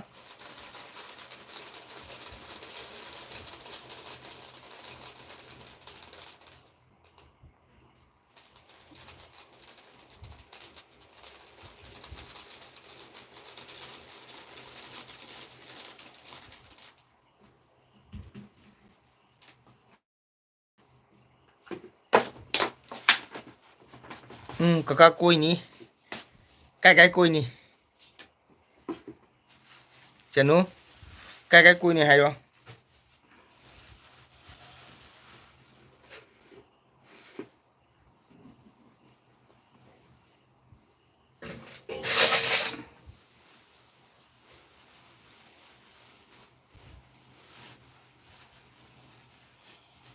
udhabon na koi gedro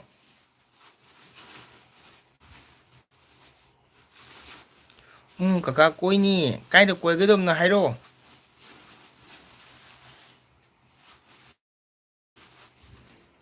Chỉ đang lấy cái hộp bây giờ đi này. Chỉ đang lấy cái hộp bây giờ đi mà.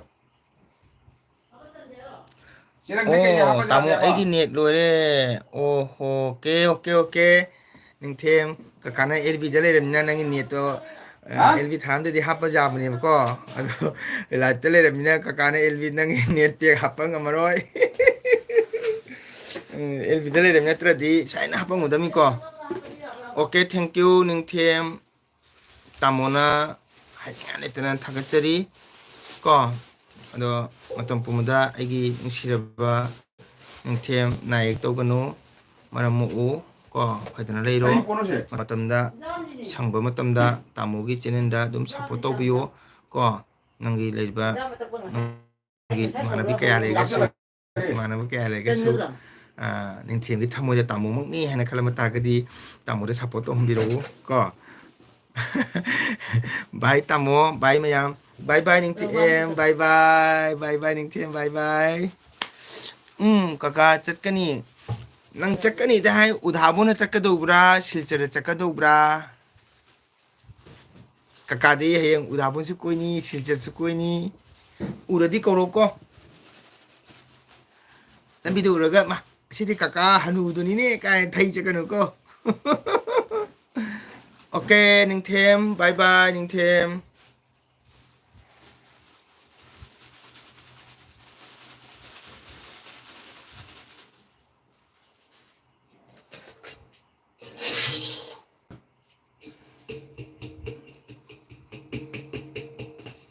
Bye tamo bye mayang. Okay bye. Kaka câu ni. Okay câu đủ có. Koi udah mun.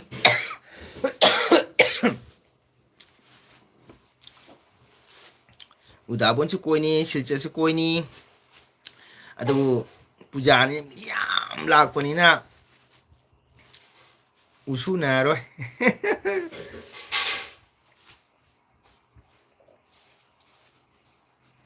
Aduh ni cenu phajana tamu ko, lagi phajana tamu.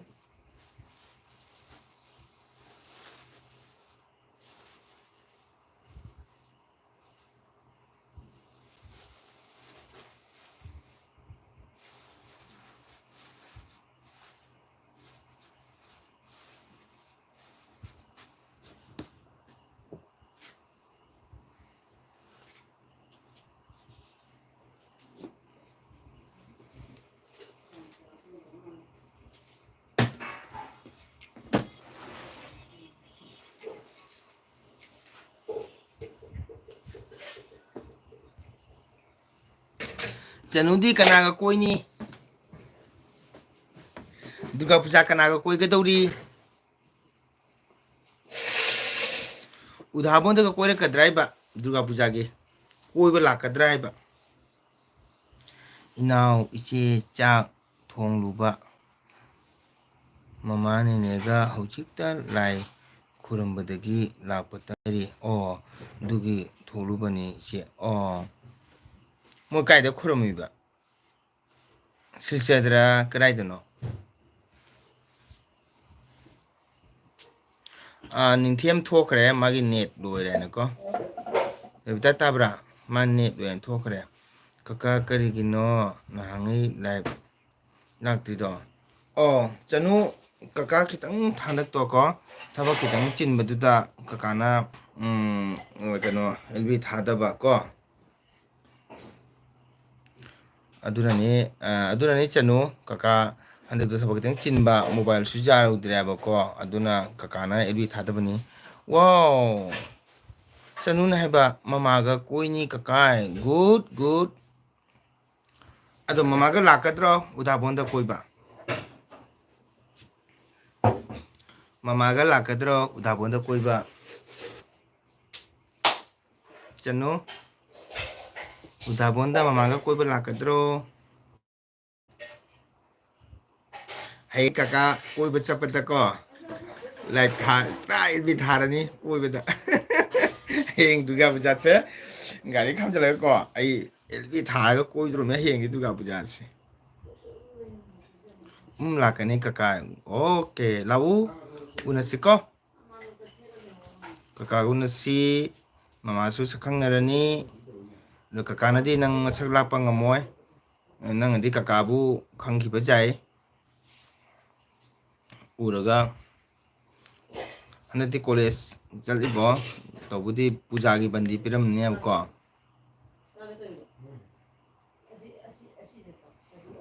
sino mayam lapiu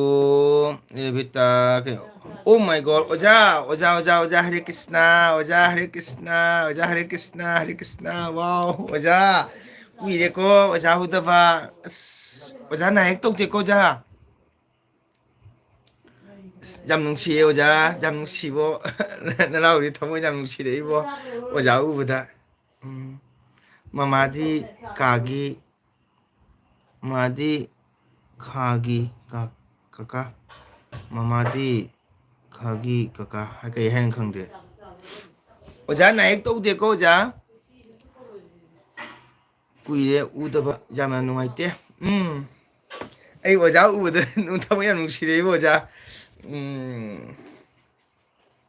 ꯑꯣꯖꯥꯅ ꯍꯦꯛ ꯇꯧꯗꯦꯀꯣ ꯑꯁ ꯑꯣꯖꯥ ꯎꯕꯗ ꯌꯥꯝ ꯅꯨꯡꯁꯤꯕꯣ ꯑꯣꯖꯥ ꯄꯨꯟꯁꯤꯕꯤꯌꯨꯀꯣ ꯑꯣꯖꯥꯅ ꯍꯦꯛ ꯇꯧꯅꯨꯀꯣ ꯑꯣꯏꯕ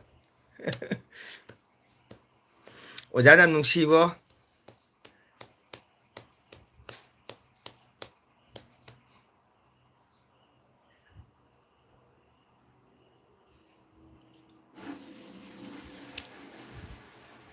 어자나 나나오 비버세 어자 나나오 몽골나 그때는 거왕어 뭐예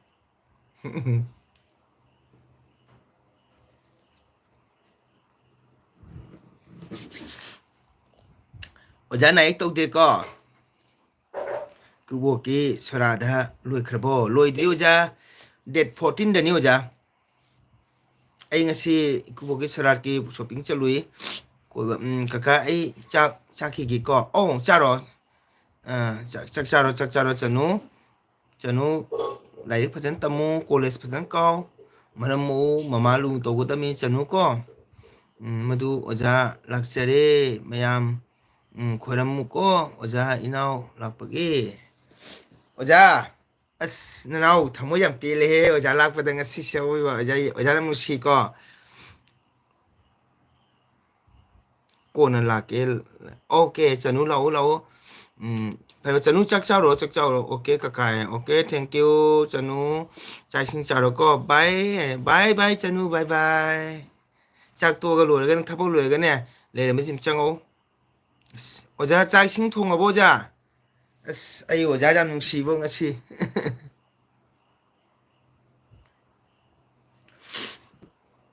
ôi vậy oja u jam pi le bo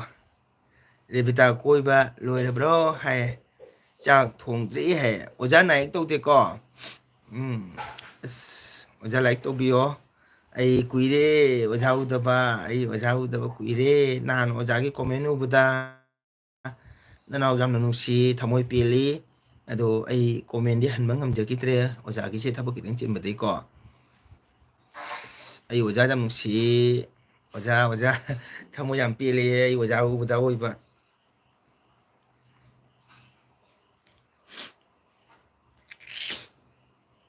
oja sandagi kari kari charge oja bo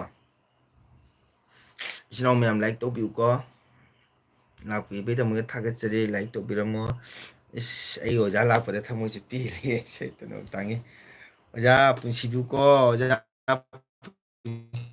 si sang le biu ko oja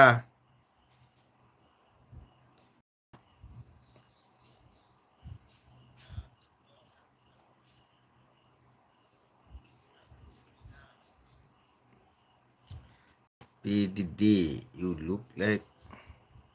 Hellboy. Thank you, but blacker. Ma'am like to view. Udhabonda koru bane. Okay. Ngasaina haiba. Hello Ramina, matam kuire puja ga chattaba koidre hai. Hojikna udhabonda koru bane hai. jadi ojaga soidana kanogi channel da unaramni aba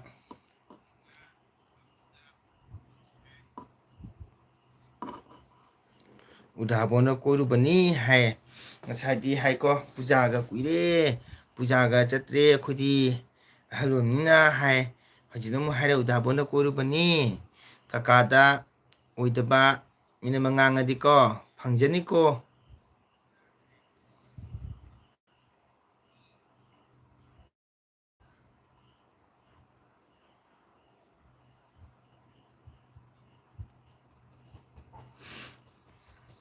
bro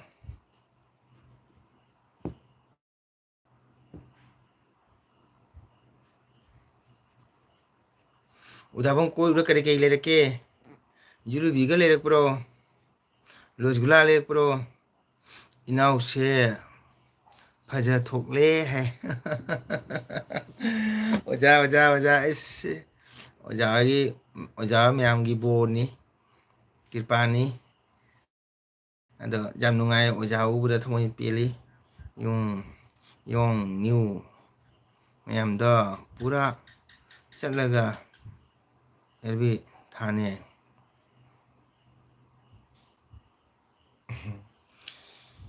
용 미우 얌더 뿌라 찰라가 엘비 타니 하이 우다본 찰루예 사이나 항마다 꼬이로이 찰로이 하이 우다본 꼬이루버네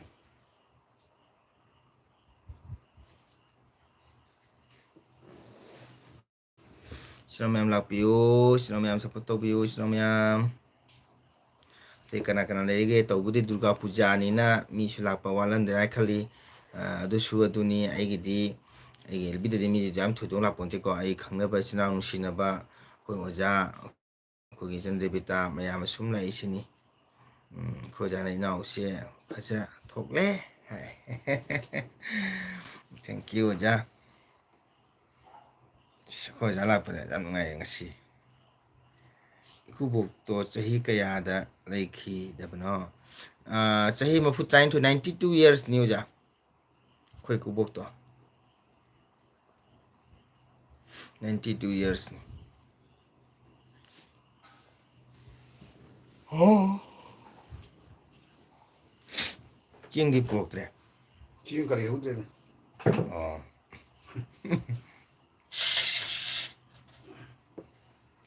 92 years ni oja aduga khoi kubokse all kasara samanipur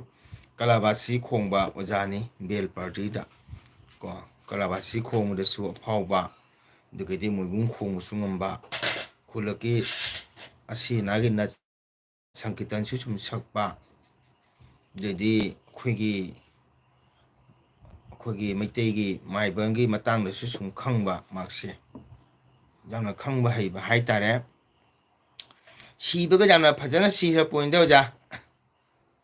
랑번기 तर폰 알로이바 타시 땅하니까 군마빠니 꼰바 에빠보니 미세 마사망나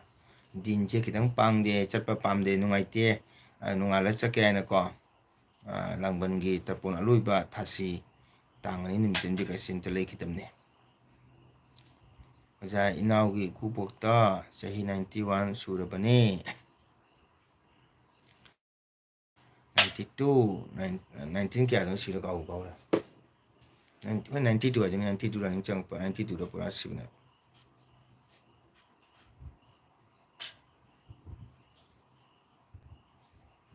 ngang ni kaya 1932 kaya naik tu kau lah nanti itu di Kangoren itu memang ya Kangoren kau keren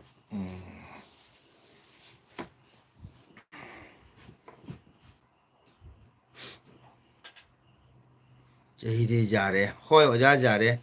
aduh jang kalami matbangan ga edam nimiki koi ba khopa sumsali manang pamem ne ga cha thak ba chali je chu paraga kham chali wang ang ba kan ro poni oja aduga kaino ge tang ama ko October gi tang ama nate kau sui tang kya dun si dun ko 농마마 잖아 미디 맞는 하이로 chumine tang ani de tarponi dana aloi budo tang ama tang ni chapani tapona loi bani mita si bani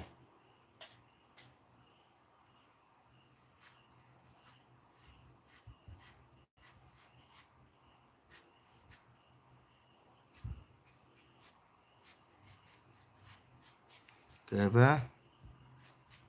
oja aikoidasu kaudre mathakta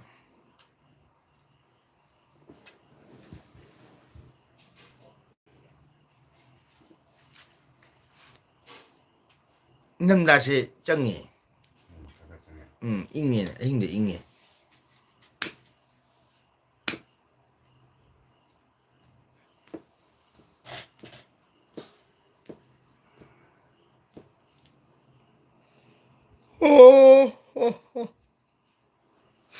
yang hakam bu challe bo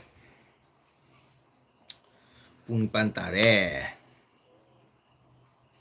ata baji se kuine di thara roi chino myam kenda hayeng sei le bani ko hayeng se na ba mi na kitangan na chapa tare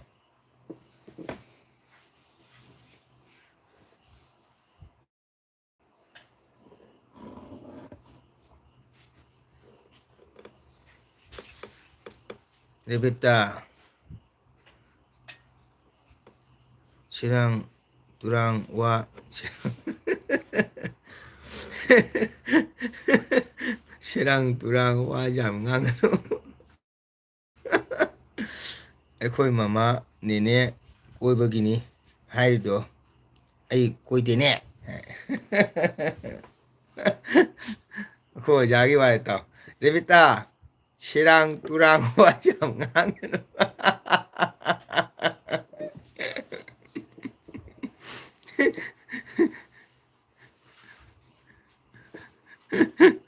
ꯑꯩꯈꯣꯏ ꯃꯃꯥ ꯅꯦꯅꯦ ꯀꯣꯏꯕꯒꯤꯅꯤ ꯍꯥꯏꯔꯤꯗꯣ ꯑꯩ ꯀꯣꯏꯗꯦꯅꯦ ꯀꯣꯏꯔꯤꯅꯤ ꯀꯣꯏꯔꯤꯕ ꯅꯪ ꯎꯠꯄꯠ ꯉꯥꯡꯉꯤꯅꯤ ꯅꯪ ꯀꯣꯏꯗ꯭ꯔꯒ video ꯀꯃꯥꯏꯅ ꯂꯧꯔꯤꯅꯣ ꯍꯥꯏꯔꯣ ꯀꯣꯏꯗ꯭ꯔꯒ video ꯀꯃꯥꯏꯅ ꯂꯧꯔꯤꯅꯣ ꯆꯍꯤꯒꯤ ꯀꯣꯏꯗ꯭ꯔꯁꯨ ꯐꯤꯔꯣꯜ ꯈꯟꯗ꯭ꯔꯦ ꯐꯔꯦ ꯐꯔꯦ ꯑꯗꯨꯅꯅꯦ ꯄꯥꯅꯤꯄꯨꯔꯤ ꯄꯤꯖꯒꯦꯁꯨ ꯍꯥꯏꯔꯔꯣꯏ ꯆꯥꯎ ꯂꯥꯎꯁꯨ ꯍꯥꯏꯔꯔꯣꯏ ꯀꯩꯝꯇ ꯍꯥꯏꯖꯔꯔꯣꯏ ꯁꯅꯥ ꯗꯨꯔꯒꯥ ꯄꯨꯖꯥꯅ ꯐꯤ ꯂꯩꯍꯩꯗꯦ ꯍꯥꯏꯅ ꯀꯅꯥ ꯍꯥꯏꯅꯒꯦ ꯐꯤ ꯂꯩꯇꯕ ꯌꯥꯗꯦ ꯍꯥꯏꯅ ꯀꯅꯥꯅ ꯍꯥꯏꯒꯦꯕ ꯗꯨꯔꯒꯥ ꯄꯨꯖꯥꯗ ꯁꯦꯠꯂꯤꯕ ꯆꯥꯔꯤꯕ ꯐꯨꯔꯤꯠꯁꯤꯕꯨ ꯁꯤꯒ ꯑꯍꯦꯟꯕ ꯀꯩ ꯂꯩꯒꯦ ꯑꯉꯥꯡ ꯃꯆꯥ ꯑꯩꯈꯣꯏ ꯈꯣꯡꯅꯨꯡ ꯀꯣꯛꯇꯕ ꯆꯍꯤ 3-4 ꯁꯨꯕ ꯆꯍꯤ 5-6 ꯁꯨꯕ ꯑꯉꯥꯡꯅ ꯋꯥꯔꯤꯅꯤ ꯍꯧꯖꯤꯛ ꯑꯩꯈꯣꯏꯅ ꯆꯍꯤ 40-50 ꯁꯨꯖꯜꯕ ꯑꯩꯈꯣꯏꯅ ꯍꯧꯖꯤꯛꯄꯨ ꯐꯨꯔꯤꯠ ꯈꯣꯡꯒ꯭ꯔꯥꯎ ꯂꯩꯕ ꯃꯇꯝꯂꯣ ꯍꯥ ꯑꯩꯈꯣꯏ ꯂꯩꯖꯗ꯭ꯔꯦ ꯑꯩꯈꯣꯏ ꯐꯩꯖꯣꯝꯇꯅꯤ ꯑꯩꯈꯣꯏ ꯂꯩꯔꯤꯕ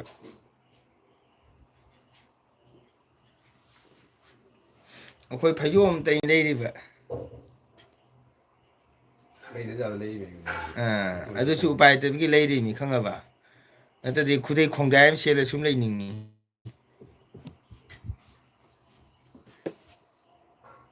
ꯑꯣꯖꯥ ꯃꯆꯦ ꯑꯩꯕꯨ ꯑꯣꯖꯥꯗ ꯁꯦꯔꯥꯟ ꯇꯨꯔꯥꯟ ꯉꯥꯡꯈꯤꯕꯒ ꯌꯥꯎꯈꯤꯕ ꯂꯩꯕ꯭ꯔꯣ ꯑꯣꯖꯥ ꯏꯅꯥꯎ ꯔꯦꯕꯤꯇꯥ ꯅꯪꯕꯣ ꯁꯤꯔꯅꯤꯕꯣ ꯅꯪ ꯑꯉꯥꯡ ꯅꯪꯕꯣ ꯔꯦꯕꯤꯇꯥ ꯅꯪ ꯎꯗꯥꯄꯣꯟ ꯀꯣꯏꯔꯨꯕꯒꯤ ꯚꯤꯗꯤꯑꯣ ꯊꯥꯔꯛꯎ ꯌꯦꯡꯒꯦ ꯐꯖꯔꯗꯤ ꯑꯩ ꯊꯥꯡꯒꯠꯀꯦ ꯉꯁꯤ ꯊꯥꯡꯒꯠꯀꯦ ꯁꯣꯔꯠꯇ ꯑꯣꯏꯅ ꯅꯔꯃꯗꯥ ꯀꯧ ꯌꯥꯗ꯭ꯔꯣ ꯅꯔꯃꯗꯥ ꯀꯩ ꯀꯧꯔꯛꯇꯣꯏꯅꯣ ꯉꯁꯤ ꯃꯥ ꯃꯆꯥꯅꯨꯄꯥ ꯄꯨꯔ ꯀꯣꯏꯔꯝꯅꯤ ꯗꯨꯔꯒꯥ ꯄꯨꯖꯥ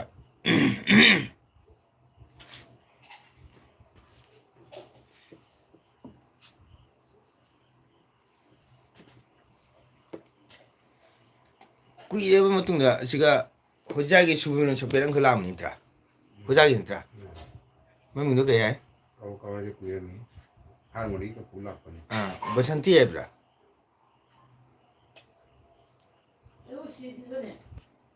ꯊꯔꯥꯅꯤ ꯈꯪꯉꯤꯕꯗꯨꯕꯨ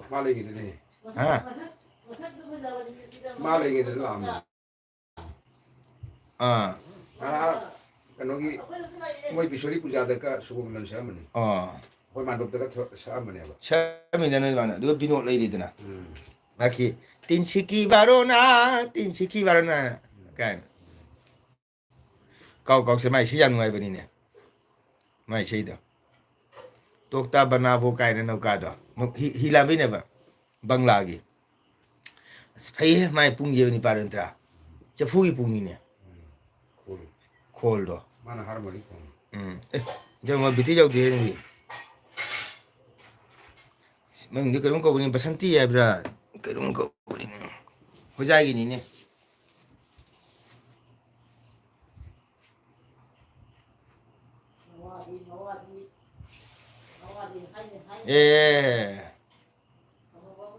ꯀꯩꯅꯣ ꯇꯧꯔꯅꯤ ꯑꯗꯨꯅꯤ ꯑꯩ ꯑꯦꯜꯕꯤ ꯊꯥꯔꯤꯅꯦ ꯔꯦꯕꯤꯇꯥ ꯀꯔꯤ ꯏꯟꯖꯥꯡ ꯊꯣꯡꯗꯣꯔꯤꯒꯦ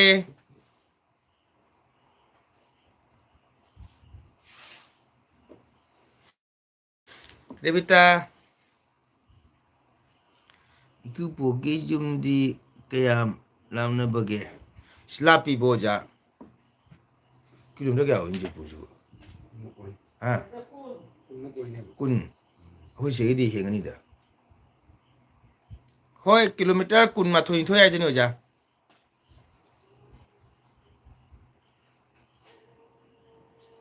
ꯌꯥꯝ ꯂꯥꯞꯄꯤ ꯑꯣꯖꯥ ꯒꯥꯔꯤ ꯃꯊꯥꯡꯅꯤ ꯗꯥꯏꯔꯦꯛ ꯒꯥꯔꯤ ꯔꯤꯖꯥꯔꯚ ꯇꯧꯔꯒ ꯗꯥꯏꯔꯦꯛ ꯆꯠꯈꯤꯕ ꯅꯠꯇ꯭ꯔꯒꯅ ꯒꯥꯔꯤꯁꯦ ꯃꯊꯥꯡ ꯐꯥꯕ ꯍꯥꯏꯇꯥꯔꯦꯀꯣ ꯃꯊꯥꯡ ꯑꯅꯤ ꯊꯣꯛꯅ ꯐꯥꯏꯌꯦꯕ ꯒꯥꯔꯤꯗꯣ ꯏꯁꯇꯦꯟꯗꯒꯤ ꯒꯥꯔꯤꯗꯣ ꯗꯥꯏꯔꯦꯛꯂꯤ ꯂꯥꯏꯟ ꯒꯥꯔꯤ ꯆꯠꯇꯕ ꯍꯥꯏꯇꯥꯔꯦ ꯂꯥꯏꯟ ꯒꯥꯔꯤ ꯍꯥꯏꯕꯨ ꯑꯣꯇꯣ ꯆꯠꯂꯤ ꯑꯣꯇꯣ ꯔꯤꯛꯁꯣ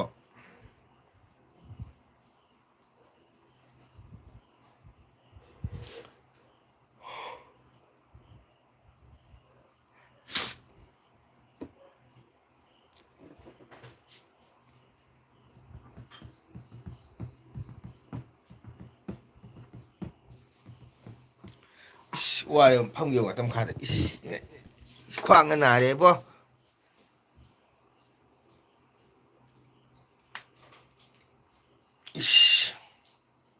ꯄꯨꯔꯛ ꯍꯥꯏꯌꯣ ꯀꯔꯤ ꯀꯩ ꯏꯟꯖꯥꯡ ꯆꯥꯅꯤ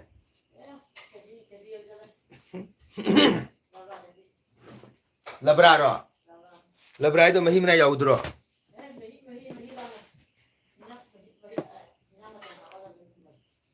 ꯂꯕ꯭ꯔꯥꯗꯣ ꯃꯍꯤ ꯂꯥꯡꯅꯗꯥꯏꯅꯦ ꯂꯥꯡꯍꯜꯂꯣꯏ ꯍꯥꯏꯔꯣ ꯑꯣ ꯑꯗꯨꯗꯤ ꯁꯔꯥꯙ ꯅꯨꯃꯤꯠ ꯌꯧꯗ꯭ꯔꯤꯉꯩꯗ ꯂꯦꯛꯎꯒꯗ꯭ꯔꯥ ꯑꯣꯖꯥ ꯂꯦꯛꯑꯣꯏ ꯌꯨꯝꯗꯁꯨ ꯑꯉꯥꯡ ꯃꯆꯥ ꯑꯃꯠꯇꯅꯤꯅꯀꯣ ꯅꯣꯡꯃ ꯗꯦꯠ 23ꯗ ꯑꯗꯨꯝ ꯁꯦꯝꯒꯅꯦꯕꯀꯣ ꯌꯨꯝꯁꯦꯡꯕ ꯅꯨꯃꯤꯠꯇ ꯑꯩꯈꯣꯏꯒꯤ ꯃꯧ ꯊꯤꯜꯂꯨꯔꯅꯤꯀꯣ ꯑꯩꯈꯣꯏꯗꯗꯤ ꯑꯩꯈꯣꯏ ꯁꯥꯏ ꯊꯤꯜꯂꯨꯔꯅꯤ ꯃꯥ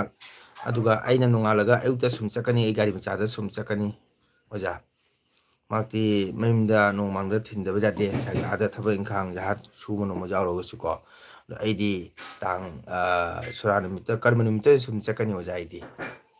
ꯑꯌꯨꯛꯇ ꯁꯨꯝ ꯆꯠꯀꯅꯤ ꯃꯍꯥꯛꯇꯤ ꯅꯣꯡꯃꯥꯡꯗ ꯊꯤꯜꯂꯨꯔꯅꯦꯕ ꯑꯩꯅꯀꯣ ꯊꯤꯜꯂꯨꯔꯒ ꯑꯗꯨꯒ ꯑꯩ ꯍꯜꯂꯛꯀꯅꯤ ꯑꯗꯨꯒ ꯅꯣꯡꯉꯥꯜꯂꯒ ꯆꯠꯀꯅꯤ ꯑꯣꯖꯥ ꯑꯩ ꯚꯤꯗꯤꯑꯣ ꯂꯧꯔꯛꯀꯅꯤ ꯑꯣꯖꯥ ꯀꯔꯃꯒꯤ ꯏꯀꯨꯕꯣꯛꯀꯤ ꯁꯣꯔꯥꯛꯀꯤꯅꯦ ꯑꯗꯨꯒ ꯑꯩ ꯑꯣꯖꯥꯗ ꯌꯦꯡꯍꯟꯖꯔꯛꯀꯦ ꯑꯣꯖꯥ ꯌꯦꯡꯕꯤꯌꯨ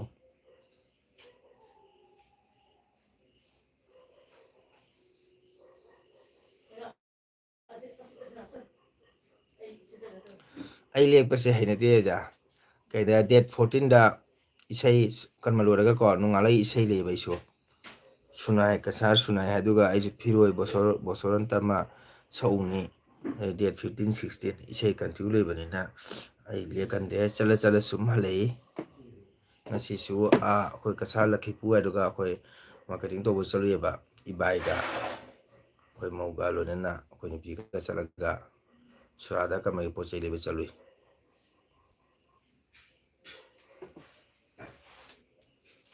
ꯏꯪꯉꯤꯍꯦ ꯑꯄꯦꯜꯁꯦ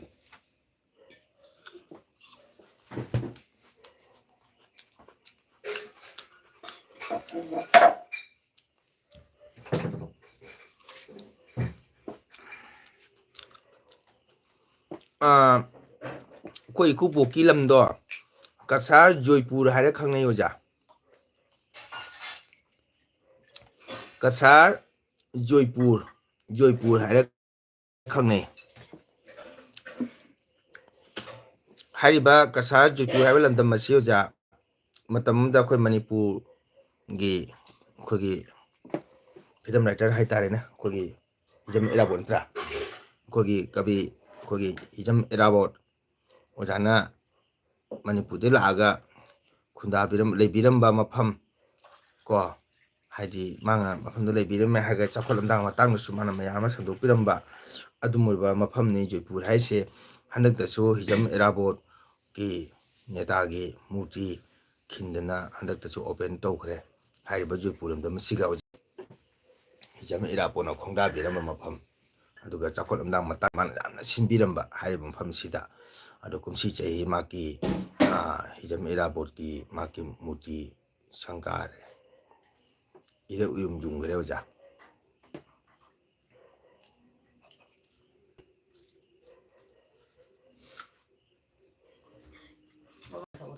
ꯀꯩꯅꯣꯒꯤ ꯂꯕ꯭ꯔꯥ ꯍꯥꯏꯗꯣ ꯏꯟꯖꯥꯡꯒ ꯊꯣꯡꯉꯤꯅꯦ ꯈꯦꯆꯤꯗꯣ 아니 알루도 수전 알리 마이렌수 합전. 왜냐면 어, 말면 자이야. 그래. 나브라가 제사 아버지 Bueno, squad fuskas. No bangalin thong na hawi na. Wow! Blue la eh, tamang chak chara bo. Sadri eh. Ay chak tingali eh. Nang kai da no.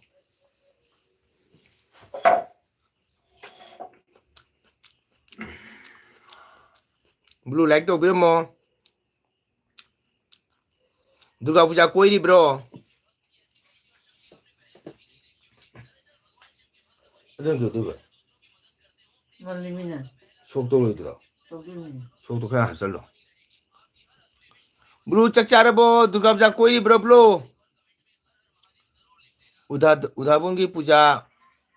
कोई द्रे दा ब्लो दुर्गा पूजा की पूरी खंगाव सुले इधरे 무슨 말해 줘다 아니다 무슨 말 듣는 거야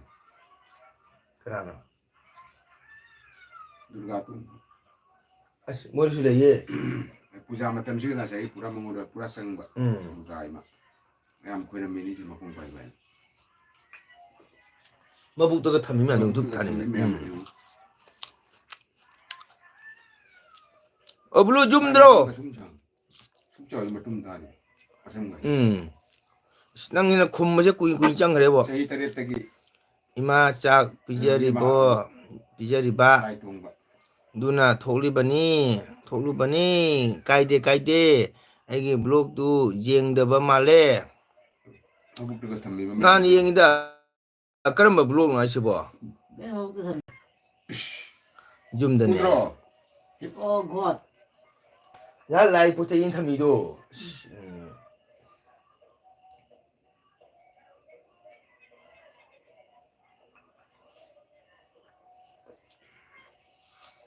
막 심사하고 오더니 제 하는 술래 예제 정말 लाई 또 먹고 미제 इसी पूजा ने दुर्गा की दुर्गा पूजा की ब्लॉग ओ अदुदे येंद्री है ब्लो नोटिफिकेशन लागत्री येंग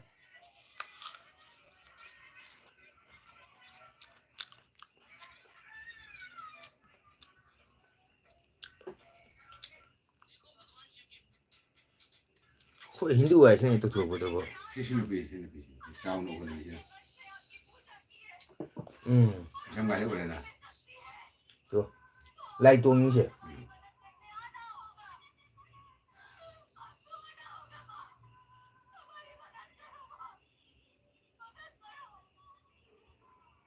생각해 보려나 조다 다름이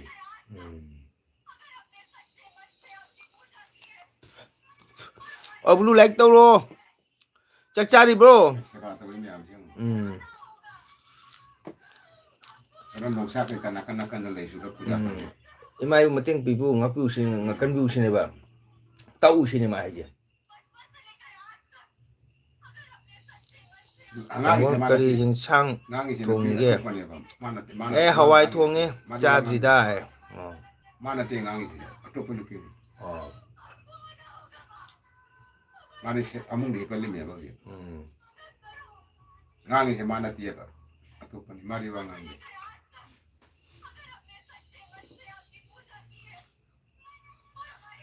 무슨 오늘 우리 걸리니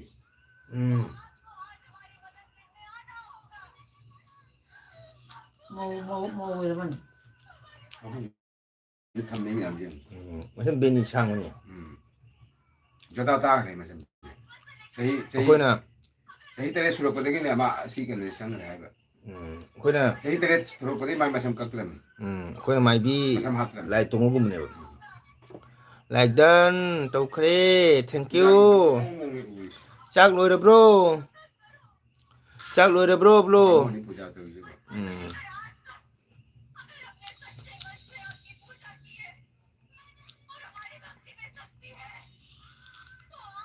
मारे जी दुकान है वैसे सजाई जो मसाला ओ aiga anida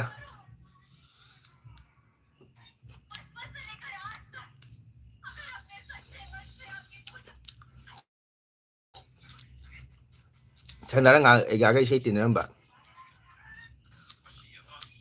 ꯊꯝꯈ꯭ꯔꯕ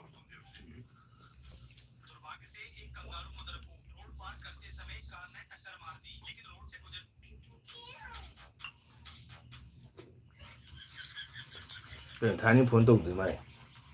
ꯀꯣꯏ 응? ꯀꯣꯏꯔꯦꯕ 가이다. 뭐 ꯀꯣꯏꯔꯦꯕ ꯍꯧꯖꯤꯛꯁꯦ 그러고 이 안강도 안강아니도 우라본 그래 너나 오늘 보이는 거기 안에 있잖아 마피. 보자래나 피 까벌로 피 뚫어요 봐. 마디 닝 마사 마사 내 콩을 팍디 되실리. 마삼 가진. 나사이 여기 분자하는 거래 군 아파바 아마다기 군 아파바 아마 신 하리야나. 라우나리니 이나우나 꼬이드나 아, 그디를 내 되게 그래. 와이 왔다 파저로고 낭 소전이 누가 군대야. 가라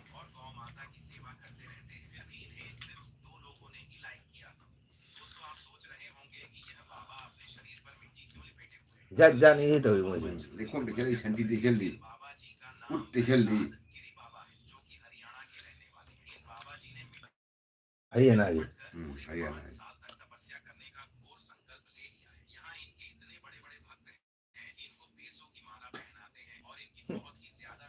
पैसायो 상가에 타다보다 따져. 여우거니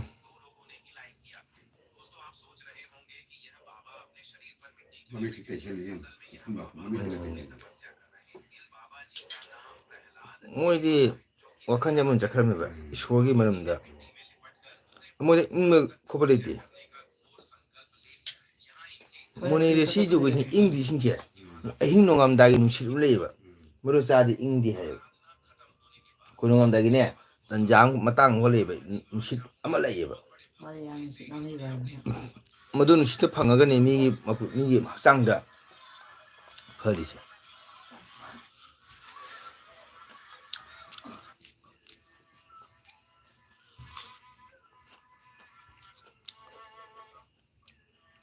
오이제 내 거리에 세바터는 뭐도 시기랬다 오이.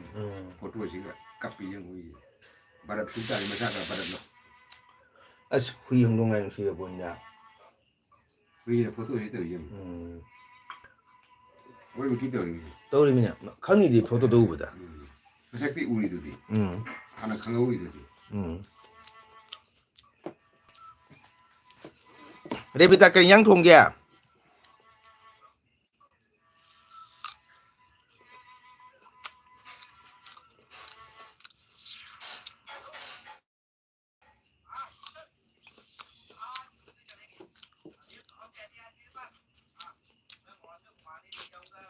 레비타 그냥 짜게 우다봉의 비디오 다루 와섭다 에이 당하게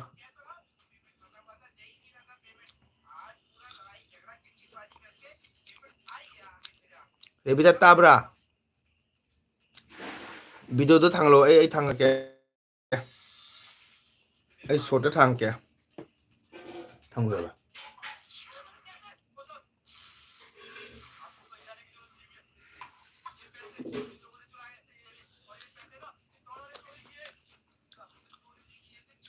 लाइन मुझे बोने हेले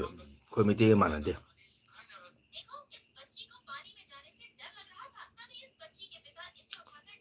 येंगे नंदी कोई इधरो करी मथेल चालगे रेबिता हो जाना ओके सिनाव में आपको ना आई पथार आगे लोचल आगे आई कनो जाम लाये मोबाइल में तो को अरे मसल निमित्त में उन्नति आपको हो जा Koja Basanta, Agi Jan Rebita, Blue, Purma, Agi Chen and Ngasila with the Mukta, Hanga and Tagachari, Nasigiti, Agi outside the Nusan Jagago, Hayan program Ribbon, I got out and paying a lady, Snowman, Broma to buy with a Snowman, Hayamu, Nasina, Oja, okay, bye bye, Snowman Blue, Blue Skachu, bye bye, Rebita, bye bye, Nangi Bido Taroko, Kakada.